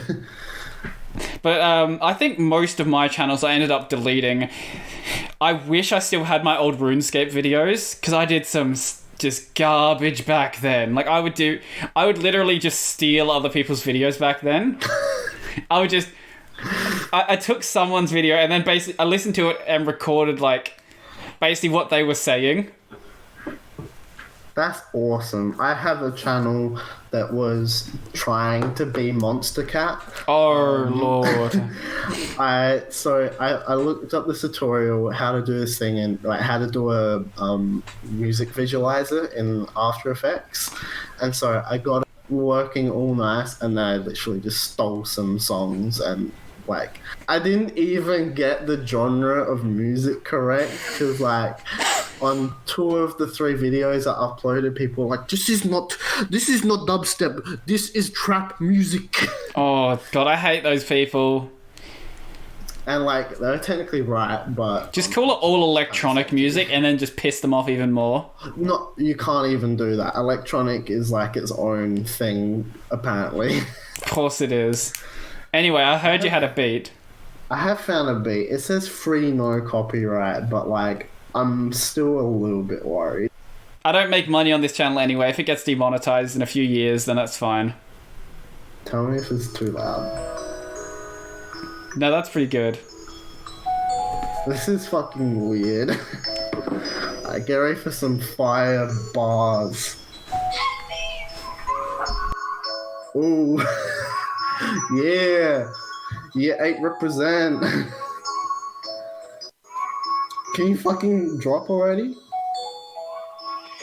Ooh, canned soup, yeah, it's the best. It stops you from being depressed. Ooh, canned soup is very nice. It wants you to try it twice. Chicken soup is not that nice. Try it with some delicious spice. I can't remember the rest. That was about it. And then the end was like that song. It's like, don't push me because I'm close to the edge. You're lying. This soup is the best. That was exceptional. I'm going to have to find the actual video. I will clip that for you and I'll give it to you. If you want to put that on somewhere, just... Or I'm gonna put it up as a clip because that was beautiful. I think I'll have to put that as a separate thing. That's not even gonna get to be treated as just a regular clip. That is literally worse than some of the freestyle things I have done. Like, I don't know how I made something that bad, but it happened. So there's bad things in all of our histories. I'm gonna keep my channel a secret for a little while. Everyone knows, like all my mates know about the channel, and I want to keep that name a secret until I feel like dropping it. That can be your like 100,000 subs. I don't think there even is a Linux channel that has 100,000 subs right now. You can be the first one. I can be the first one. I think the first would probably be like Chris Titus Tech or something like that. Anyway, you're saying? I was going to say, when people start switching to Linux more, then you can be number 1. When Microsoft eventually drops the Windows kernel and brings in a Linux kernel. See, this is why you need to make an Arch Linux install, so that way when people switch over, they'll go to you instead of... why can't my mind work? Luke. Yeah, Luke. That one. My boy Luke. Yeah. I've got relating to old channels and also Luke. When I was younger, I really didn't like my voice. So I pretended that I was someone called Luke Smith. But I also pretended that this character was the younger brother of my actual self, and I just never talked in the videos. I made them. Right. Because so I used to make stop motion Lego videos. How did you not tell me about this? I will find the channel. I'll link it to you. Thank you. Actually, I think it's. Oh wait, it's the one I comment on your channel with Supercozman. Oh, is that the one? Why do you comment from that channel anyway, not Kozhan? Well, because one, I'm lazy to switch the channels. Right. Do you actually use that as like your main channel? I'd like to just watch stuff. Yeah, I use this one for my main channel because it was my actual channel for like the longest time. Yeah. And then it lost AdSense rights because I clicked on my own ads. Oh no. And they were like, this channel is literally so small and it's got like $15 worth of revenue already. Something is up. You have got your rights revoked. And like, I wouldn't have cared, but it also stops you from like having custom thumbnails. Does it? Yeah, well, I don't know if they still do it, but like it's permanently stuck on this channel. Like I can't do custom thumbnails anymore. Oh yeah, that's maybe if you get it revoked, but actually no, that doesn't make sense because a lot of the political guys, they've had their monetization rights revoked, and they still have custom thumbnails. Maybe your channel's just stuck in some weird void from the past that they just never bothered to fix. I think it would be because it happened like I think it happened about 8 years ago. Oh, if yeah. I'm looking at these videos, right? So, yeah, it's probably stuck in that kind of old YouTube. Yeah.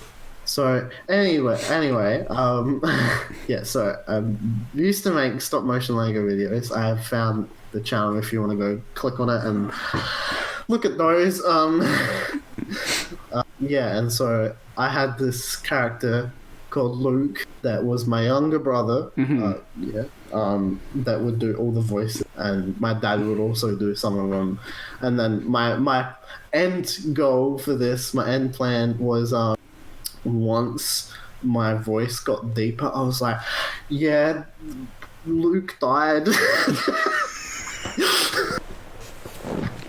Or some stupid shit like that. There's just no thought put into it at all. I do have another channel as well dedicated to this character called Luke's TV show. Oh, Lord. That has some beautiful videos, including the series Penguin vs. Wild, featuring penguin grills.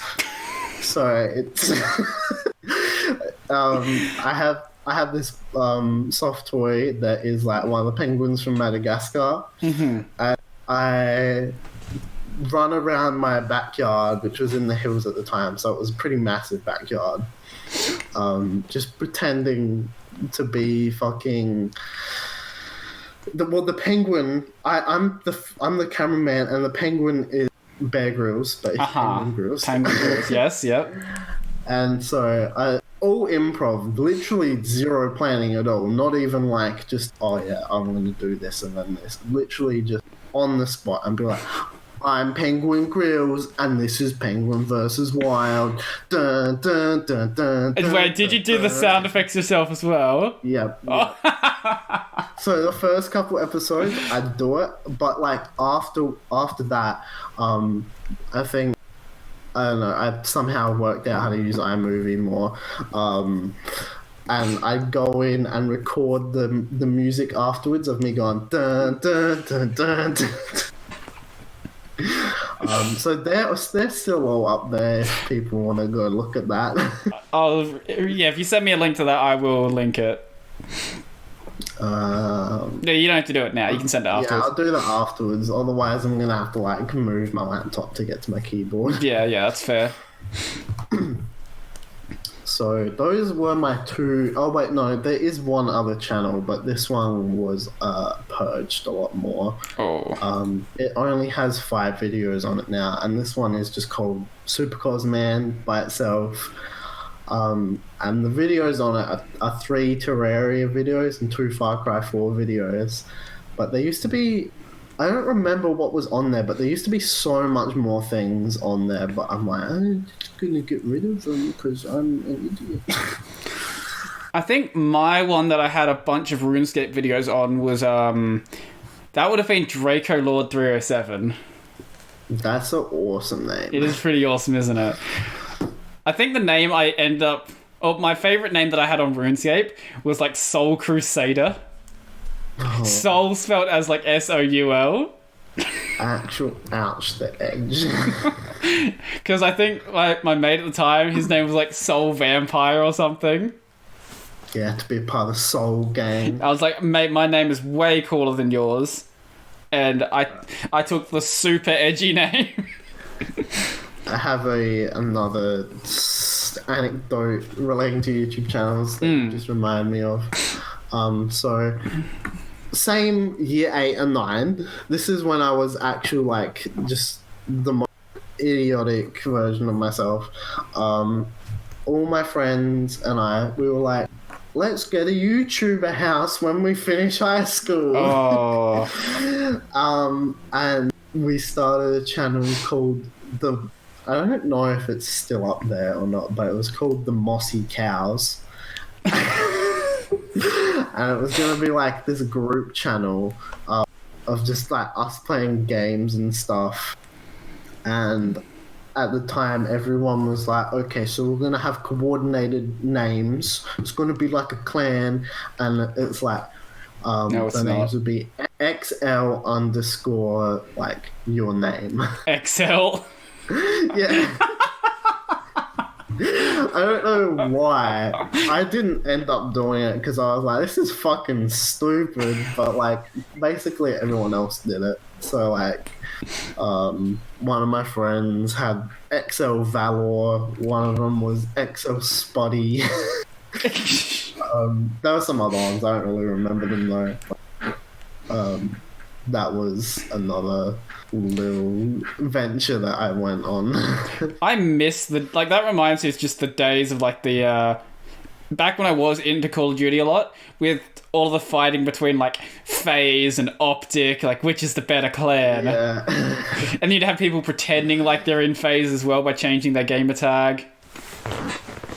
Actual garbage. FaZe is actually still around if you didn't know. Yeah, they like do Counter-Strike now as well. Yeah, they've got I saw a thing on Snapchat a few months back where they had like a 12-year-old join FaZe, and I think he moved into the FaZe house as well. That's awesome. With so this 12-year-old moving in with a bunch of adults, but anyway, that's not a problem or anything. And they're also partially like a fucking a Fortnite clan as well. Because of course Maybe they are. they're the one that did the ad that I saw. Maybe they are. Oh god, that was such a dumb time in history. We'll never get back to like the old MLG days, that's for sure. Yeah, I have such a hard time thinking of like what the internet is gonna be like in the future, like just the kind of community around it, because it used to be so different than what it is now. Like it used to be such like a kind of almost just raw footage thing. Now it's just like so produced. I fucking hate the term politically correct, but like I can't think of another term for it, but like just so polished. And no, I get what you're saying about the produced and polished stuff. Yeah, but it's just so different now, and I don't know where it's going to go from here. I think this is why the like sort of off the cuff stuff that Joe Rogan does like it gets a lot of views because people are looking for something that's just more natural. There's so much stuff out there where people are like, this is like a super polished, super produced. Like you look at what all the big tech channels are doing. So like Linus Tech Tips, Marcus Brownlee, everyone like that. All of the stuff they do, it's all like super polished, and like this is just it kind of feels like it's fake in some way. Even though like the people enjoy the stuff they're doing, it just feels like it's too overproduced. Yeah, I feel. I remember a couple. I don't know, probably more than a couple years ago, but like when Linus Tech Tips used to be a lot less produced, like, and they'd do stuff like, I don't know if they still. I literally haven't looked at his channel in like ages, but they'd do the stuff where they had to like try and build the best computer they could.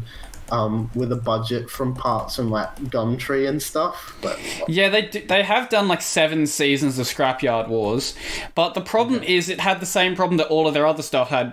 It just became way too produced over time. Yeah, I figured that it probably, like, if it was still around, it would have become more of like this polished thing. And like, there's nothing inherently bad about that, but it's kind of like almost as if it's just getting pumped out. There's not a lot of personality being put into it. I think that's the main thing that people are looking for if they're kind of into that kind of stuff. Well, yeah, when a common complaint I got for a while was that my videos were just, they had a bit too much fluff in them, and I think the fluff is what actually keeps people around. Now, I know some people want just straight to the important information, but I think that we do need to keep around that just, I guess, the fun side of YouTube. Yeah, it's all well and good to make useful tutorial content, but I think that what really is going to keep people sticking around is having that personality in there and just making your channel not just another channel that exists out there. Just putting a bit of yourself into it. That's pretty much what you were saying before.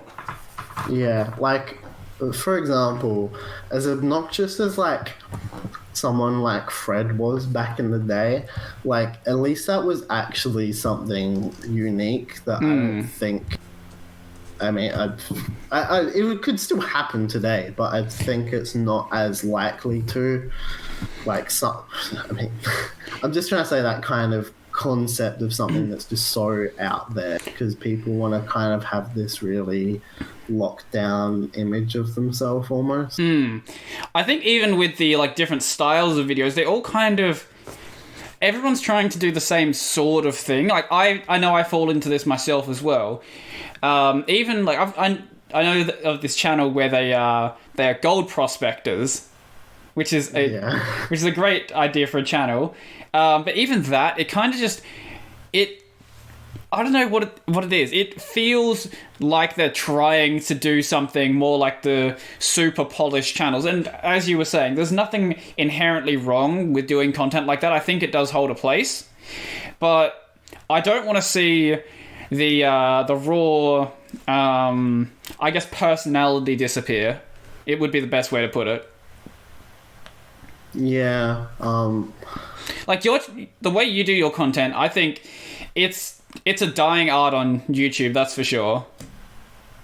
Like, there is still skit content out there, but I think a lot of it is kind of going the, like, really produced way. Yeah, that's something I just lost my train of thought. I think part of that would be just because it's gone from something... This is my opinion, and I think I hold it pretty strongly, but part of the problem is that it's gone from people wanting to do it for the fun of doing it, or for the, like, purpose of, like, trying to help people out, to becoming essentially a business. Like, and because it's a business, you can't have, like, stuff go wrong, so you need to stay super polished and everything. Yeah. I'm still like... sorry. Oh, you can go. Okay. There's still this is awful. There's still channels that just don't care about that. Like, I was watching some iDub stuff recently. iDub's got himself in some hot water. Yes. That's a topic in and of itself. I've been watching... I've watched him for, like, so long. And I was going back and watching some of his old stuff, which I enjoy a lot more. And while he's stayed pretty consistent with, like, doing it because he wants to. Like, that's why he only uploads, like, every month or some stupid shit. But so that was someone that I wanted to use as an example, like someone that's still doing it because they want to, instead of money incentive. You can go with whatever you were going to say if you remember it. Oh, right. I was going to say, I've noticed that even my sort of content, where I don't get a ton from it, I still feel like I kind of get into that bit of a rut where I'm kind of just doing what I know works. I've been trying more stuff out recently, like you might have... Did you say you saw the video where I... talking about how people think I'm stealing Luke's videos? Did you see it? Yeah, I did watch that one. Which, it's not, like, different from just every bit of content out there, but it's different from what I normally do. And I think that, yes, it's good to have your core content to fall back on, but I think too many channels out there who rely on that YouTube income coming in like that, I think too many of them just get in that kind of rut where they are only making their core content. And sure, it works, but that's not really what I want to do. I want to, I guess, try out stuff that it might not work. Like, if it doesn't get many views, that's fine, but maybe it will work, and maybe it's something new that I can try out, and maybe that's something that can bring new people in. And even though the content they came in from wasn't the tutorial content, maybe they are going to find the tutorial content interesting as well, and I can then bring in some of the styling from those sorts of videos into my main content, I guess. Yeah. Well, that was something... I don't remember if I talked about it on the last time I was on, but something I found is that at a certain point, I think it was after we uploaded the kitchen episode with Damon about pumpkin soup, we kind of went back and watched every single video that we had made, and we were like, did we actually like making this video, and are we proud of this video? And I found that, like, the stuff, like the tier list videos, where I was kind of doing it I did that because I wanted to get people to come in to watch the stuff. I found that those are the kinds of videos that I fucking just hate, and I want to delete them, but I'm not going to, because, like, I think it's just important to keep them up, because people still like them for some reason. But after doing that, going forward, I've liked every video that we've made. Every video that we've made. So that's... I don't remember what my point was, but I think my main point was to just do stuff that you actually enjoy. Yeah, well, I don't know how many videos I have at this point. It's something in the realm of like 270 or something ridiculous like that. And I look back on my content, and there's stuff from like a few weeks ago that I'm just like, that is garbage. I don't know why I made that. And the further I go back, because you've probably noticed this in yourself, that as you make more videos, they get better and better. But when you do it every single day, you notice that very, very strongly how much you improve from your early stuff to your stuff now. There is a very big difference, because when you practice it like that every single day, you very rapidly improve. Yeah. And like my editing's gotten better, and my lighting's gotten better. So there are a lot of like I do enjoy the tutorial video, or the review videos where I review like random GitHub projects, but there's a lot of them out there I'm not really too proud of, where I don't feel like I did the best job with it. And there's some videos where I do want to go back and like, okay, I probably could have done this in a better way, like my torrenting video. I don't think I did the best job explaining how I've got my torrenting setup working, and just a lot of stuff like that where I don't feel like I've done the best job with it. But is it Casey Neistat that said that just you should make a video every single day, and even if you don't like it, just put it out there? I feel like that's a Casey Neistat thing. Yeah, seems like something I could say. I don't watch his content, but I know about that one clip. And I do feel like that is important. And even though I'm even like stuff in my backlog where I'm not super happy about it, I'm still going to upload it, because in the end, it's just a stepping stone in the direction of where I want to go.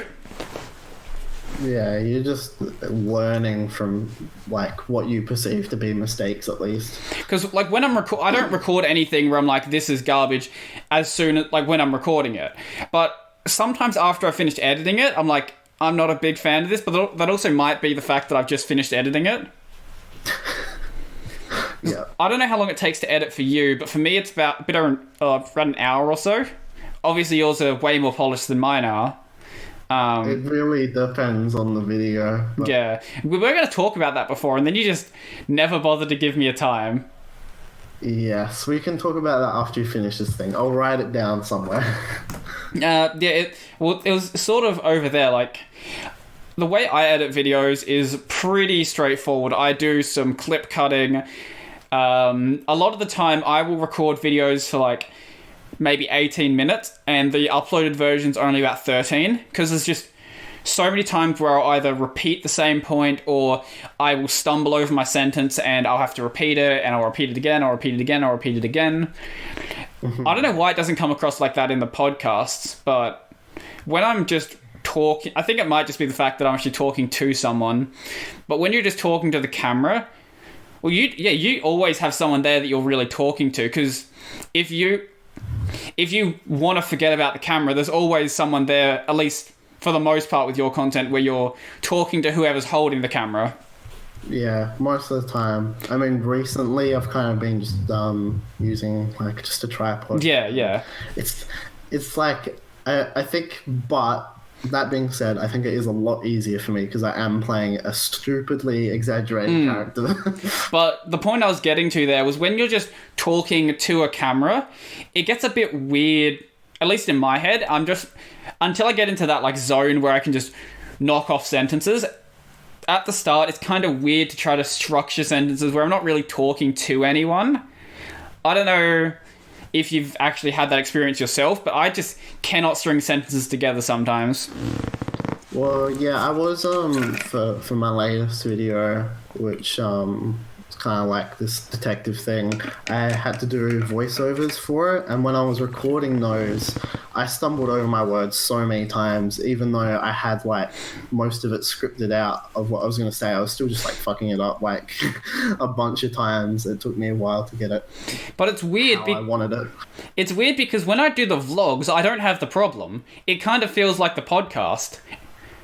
I think that just is because of maybe like it's a subconscious mindset that you put yourself into, because you're not thinking that the vlog or the podcast is going to be as I can't think of the word, but it's just like as scrutinized, free flow. Yeah, I guess so. It's just a lot more free flowing. That could be it. From what you've said, that kind of seems like what it would be to me. Is this just armchair psychiatry with Connor? Yes, I am a licensed psychiatrist now. It's fine, you needed some sort of job, so I've set you up with one. Thanks, you can start paying me by the hour now. I already paid you enough for the art. This is true. So I was just replying to a message. It's all good, I can hear it. Okay. Can you still see me okay? You're a bit laggy, but... I was laggy before. Yeah, you're... So. Yeah, it... Oh god, that got real bad. It's no worse than it was before, at least. That's good. Yes, did you have anything else to say on that topic? No, just the fact that I'm a moron who can't string sentences together, and it's probably just a psychological thing. Very likely, yes. It would be one thing if I couldn't string sentences together, like ever, but since it's only when I'm looking at this webcam and I'm recording by myself, you can't even see my hands because it's actually above the webcam you're looking at. This webcam. Yeah, since it's just when I'm looking at this webcam, I guess it's just some weird, I guess weird idea about, I don't know what it is. Well, you are technically performing for like an audience of people. It's just not live. But as I said before, it's different when I have the vlog camera out, so...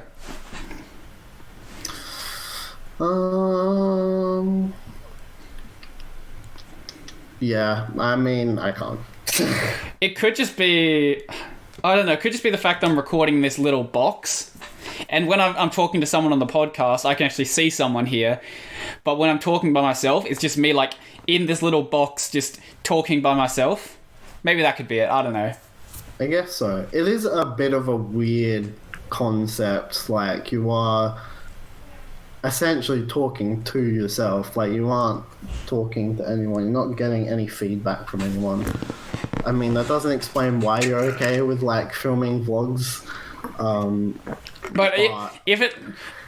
with the vlogs, though, I typically do those outside, so I'm not recording this tiny little box. Yeah, I'm not sure. I don't know. Some weird thing that would probably have to be researched. We are definitely not qualified for this. Studied. Why can I hear your Discord? Because I am very popular. No, I mean, like, why can I actually hear it? Because it's coming through my desktop headphones. Ah, that would explain it. So I wrote down this topic, talk about editing, for my videos, because we were going to talk about that. At some point we are. Probably the 5G transportation. So what I was going to say is that it's like different depending on like what kind of video it is. For example, the 59th subscriber special. I didn't see that actually.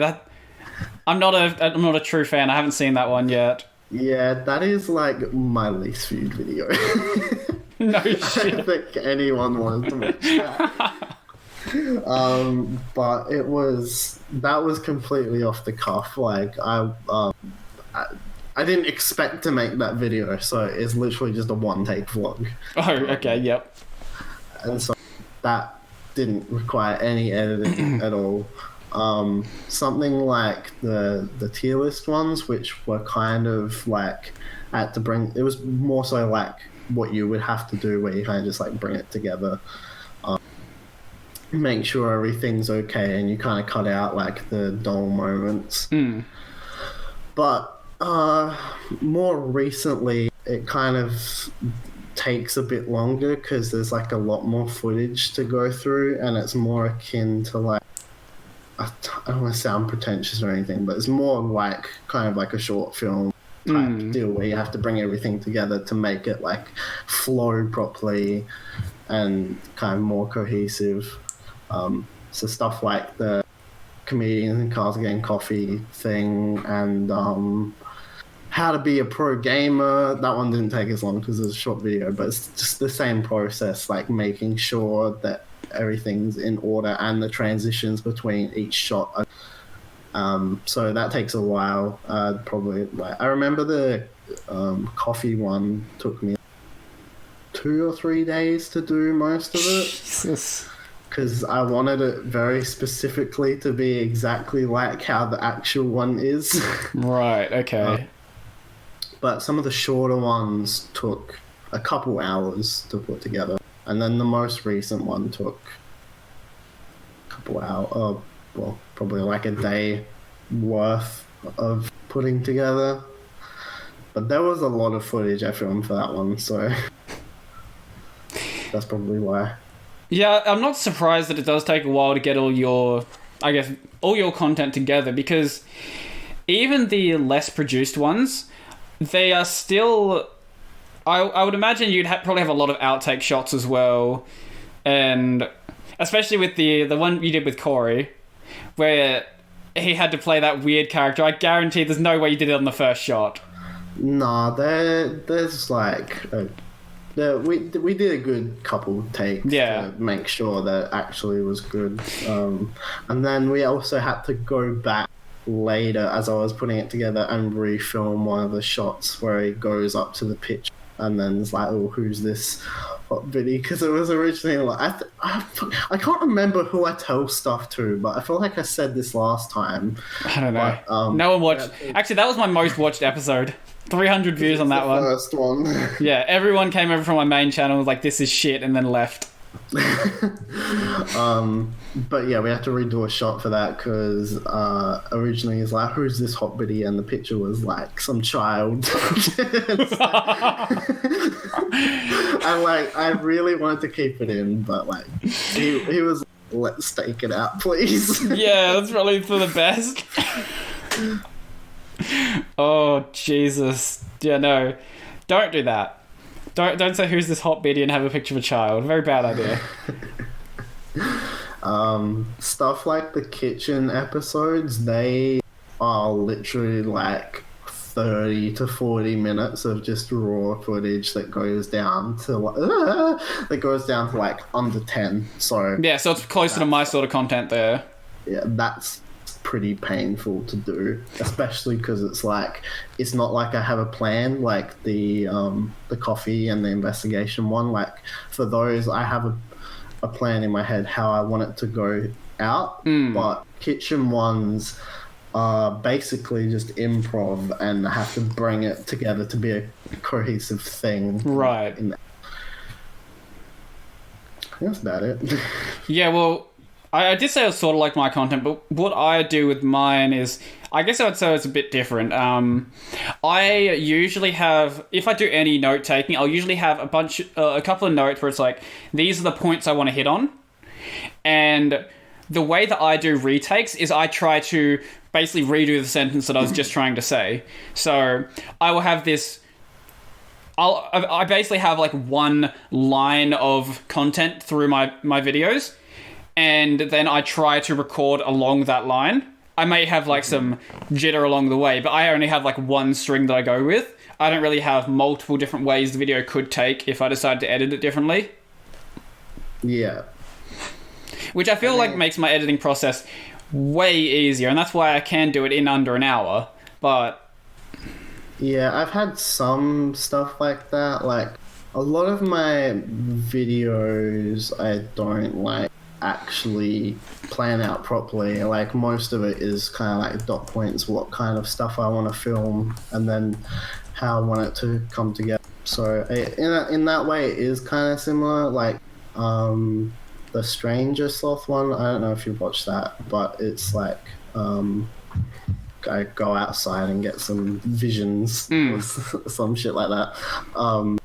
And so that one didn't take that long because I had like there's a couple of different takes and stuff, but I had a good idea how that's all going to flow together according to my dot points. I imagine the one that would have been completely fucked would have been the one where we're in the water pipe. Yeah, that one was pretty rough to make an actual video. Did you check out the pipe before you went in there, or?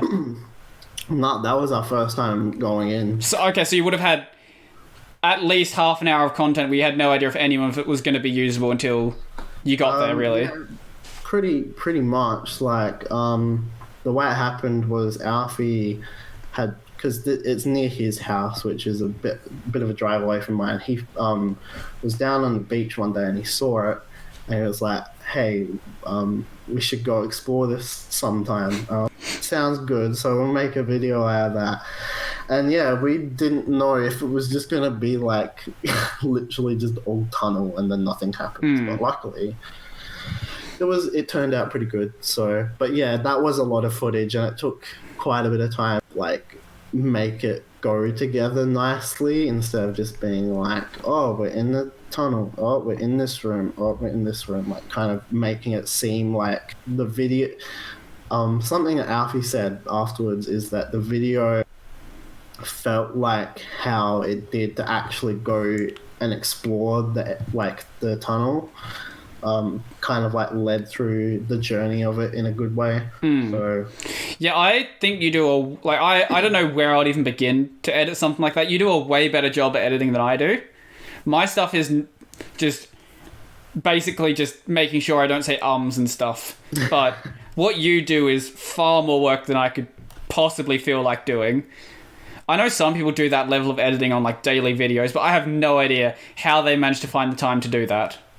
Nah, I don't either. Like, there's a guy I watch. He does like vlogs every like 2 times a week, of like him just doing like skateboarding stuff, and like they're really well edited, and I can just like imagine how much shit he has to sit through and make a video that flows really well. Like I make like a video a week if I'm lucky, but that dude's like been pumping them out for like years now. Yeah, I don't know how, like, I know how people like PewDiePie do it, obviously. They have editors, but if you don't have an editor, I don't know how you could possibly do that by yourself.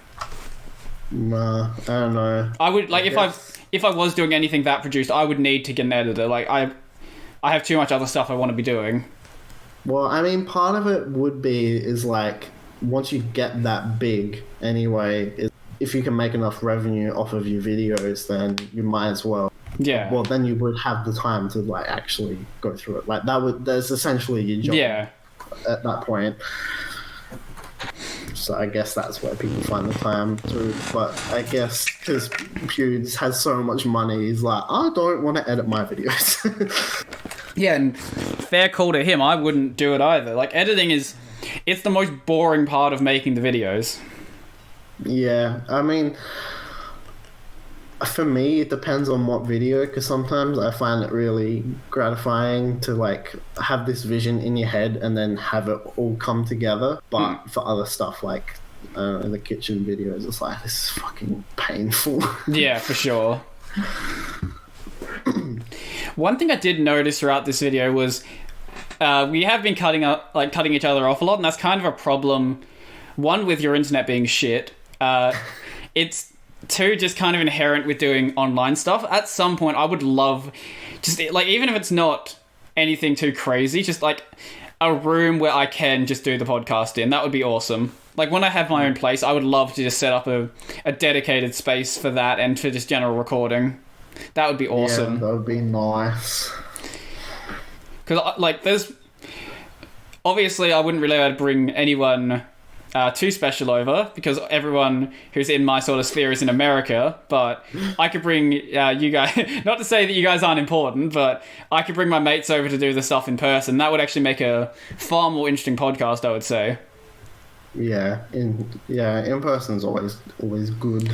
I think Joe definitely made a very, very good decision to do his podcast like that. I mean, also the thing is, like, also he has like a lot of influence, and he does live in America, so yeah, that's also he's true. Able to do that a lot easier. But like, he has done some online podcasts. Like, he did one recently with I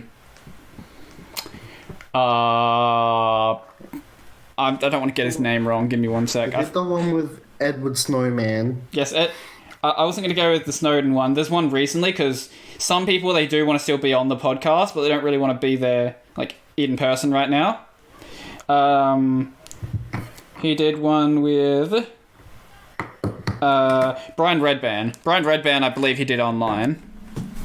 I don't know who that is. Yeah, I didn't think you would, but I didn't want to get his name wrong. And you can definitely see how the style is different when Joe actually does do it online, because there is something different when you have a conversation with a person, like, in person, for sure. It's like flows better, I guess, like, because you can just pick up on cues easier as yeah well. Especially with how bad some people, like, just... A lot of people don't seem to understand how to do conversations online. I think that's the big thing, because it is a little bit different. Mm-hmm. And I know I'm bad for it myself, where I'll occasionally cut you off and things like that, but... I mean, it's also different because, like, I used to talk on Skype for literal just, like, 12 hours. I know the feeling, yeah. At once with friends, but, like, it's a lot different than, like, actually having a proper conversation than what it is to, like, be, playing a game and just talking shit. Oh, yeah. When you're playing a game, you don't really care, unless you're trying to do, like, tactical stuff. If you're just shouting over each other, no one really cares. Yeah. Yeah, I'm just keep blanking. We've been going for like almost 2 hours and 15 minutes. Yeah, I was gonna say I probably want to stop at like 3-ish. Okay. Not 3 hours. At 3:00. Oh, yeah, all good. Yeah, okay, cool. So that's like another 10 minutes then. Yeah, that's no hassle. Yeah, that derailed the conversation. I honestly could probably just like keep going for like a good 5 hours or something, but I'm getting a little bit antsy. I want to eat stuff. Yeah, that's fair. I've got some other stuff I want to do today anyway, so I've got some not podcasts. I've got some assignments to work on. I'm not recording a second podcast today. That's another thing that I don't know how Joe does. Like, how the hell do you record multiple 3-hour podcasts in a day? Like, that takes so much energy out of you. Yeah, he's probably just so used to it by now. Well, it would be one thing if I did... Oh, sorry. It'd be one thing if I did a podcast with you and then I did a podcast with Marty, because that's just shit-talking the entire time. But he'll do stuff with, like, Eric Weinstein, Sam Harris, Richard Dawkins, people who are just stupidly intelligent, and I don't understand the stuff that I'm listening to half the time when I'm just going through one episode, but doing multiple of those in a day, it's like... Clearly just not cooked enough then. That's fair, I am not cooked enough. That may be part of your problem.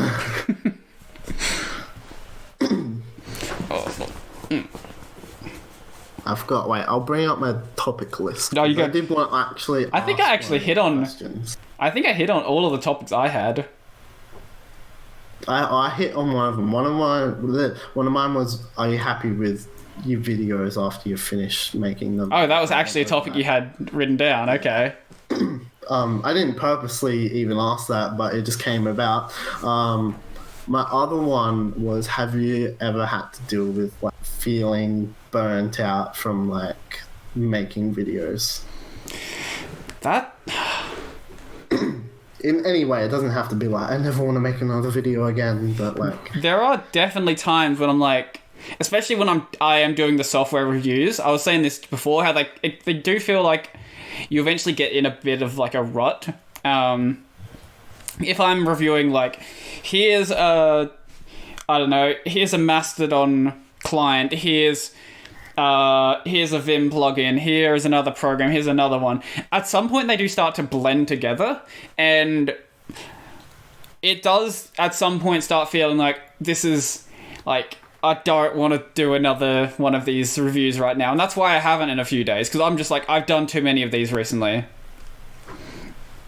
So yeah, I definitely do feel like that. I haven't hit a point where except when I'm hungover. There have been times when I'm hungover, I'm like, I don't want to record a video today. But that's less me not wanting to make a video and me not wanting to get out of bed. You being in like an awful state. Yeah. I don't know why I've got this sitting here, but I've had this for the past couple of days just sitting on my desk. Oh, nice. If Highland wants to sponsor me, I will absolutely take that. So send me your free whiskey, please. I don't know why it's sitting there. I've just had it on my desk for a few days. I'm not planning to drink it or anything. If I have like anything sitting on my desk that I don't like use, I'm just like, if there's a cup that's sitting on my desk for more than a day, I'm like, I'm gonna start freaking out. Nope. Because I'm basically just a neat freak. No. I've got some books here. Yeah, there you go. If anyone wants to see what they are. Nice. Could you even see that? Oh, the colour is back for you. I actually could. It keeps going in and out. Like right now you look fine. I don't know. I think you're about to become a albino again. Yeah. Yep. I've got a Casio FX 82AU plus 2. That one is there for uni stuff though, so... I have my I have my graphics calculator in this drawer next to me, but the last time I looked at it, it was leaking solidified battery acid, so I have not touched it since. Got some toothpicks. I've got a litre of hand sanitizer. Not lube. Rude. Definitely hand sanitizer. Do not put that on your crotch. It is like 99% alcohol. You will really hurt yourself. I bought that from work. We were keeping them in the meat fridge so that people didn't like sell them early. I think that was like $15 for that. Because now the only ones you can get are like 70 mils for like $5. So I bought that while I could. But yeah, you guys don't see it, but my room is a mess. I just frame my shot really well. Yeah, when's room tour coming out? Actually, I'll see if I can... If you look down there, you can't see it, but... I can't. Yeah. Like, it's actually, like, pretty bad. Eventually, I am getting a second webcam, though. But have you I don't know if you've bothered to look at them or not, but a lot of people who are selling webcams are just marking them up to hell. Yeah, it's like I said in our messages, everyone wants to become a YouTuber. Oh, no, I did. Yeah, I was talking to you about that. I forgot who I was talking to about. That. But yeah, the fucking C920, I saw sales on the American store for $300. That's a $60 US webcam. That is rough. But why though? I don't know. I get the hand sanitizer thing, I get the other stuff, but why webcams? Like, I said that as a meme, and I don't think anyone would actually be, like, going out of their way to buy a webcam. No. Fucking, I know what it is. It's because everyone's on Zoom and they need webcams. Well, yeah, what's happening is all of the companies are buying up webcams to give them to their employees. That's why they're going up so much. Didn't even think of that, because I'm completely out of the loop on that. Yeah, it's a mess with Zoom right now. Like, you haven't had to experience it, but I've been using Zoom a lot with uni right now, and it's fun. I need to watch your latest video. I was going to do that. Speaking of videos I'm not super happy with. That video. Yeah, I recorded it, I felt fine with it, but I've gone back and looked and I was like, I didn't do a great job with it, did I? Something I always struggle with is, like, not only when it comes to videos, but, like, when it comes to art stuff, it's, like, fucking old saying, but it's, like, actually true. Like, you basically own, like, biggest critic, and it's, like, I find it so hard to determine if it's just me or if this is actually bad. I think a good piece of bar to go with is look at your old videos. Are you getting better than what you used to do? If yes, then it's probably fine. I do feel like this video isn't the best for what I'm doing now, but I still think that it's better than what I was doing a few weeks ago. And I feel like as I'm going along, it's still getting better, even if I'm not really happy with this. I think it is still getting a bit better. Well, that's good then. That's all that matters. Go look at, like, not on your, like, when you're, like, in grade 8. But go look at the first video on your channel. And then if you think your current stuff is not very good, just compare the two and see what you think. I mean, You'll cringe very hard. Disregard the first couple videos. Yeah, that's my point. Because, I mean, the first two videos weren't even made as the purpose of being videos. They were literally just, like, off the cuff, like, things that we recorded for fun, and we decided to start a channel. Have you seen the first video I did on my main channel? No, but I did see the first couple things you did in the fucking shed, and I was like, okay, Brody, I want to be supportive, but this is really not good. No, I don't know why anyone was supporting me then. Like, there were people in that chat being like, oh, this is good. It's like, no, it's not. Stop lying to me. Like, I do hate that. Like, if you think what I'm doing is bad, tell me. Like, if it's bad, I want to know it's bad. Mm-hmm. I just, like, didn't say anything. I was like, I could say something or I could just not say anything. And because I fucking just hate confrontation, I'm just like, I'm not going to say anything. I'm sure he'll improve eventually. Now, you stopped, like, when you went from looking at the viewer on your camera to see you, and you start looking into the camera, I was like, my boy, he's graduated. That was so bad. The other thing that was bad, I didn't believe them at the time because I didn't want to deal with people, but the beard was a bit ranky. It's definitely a lot better than what it was. What I did was I was, like, shaving under here because I'm a fucking moron.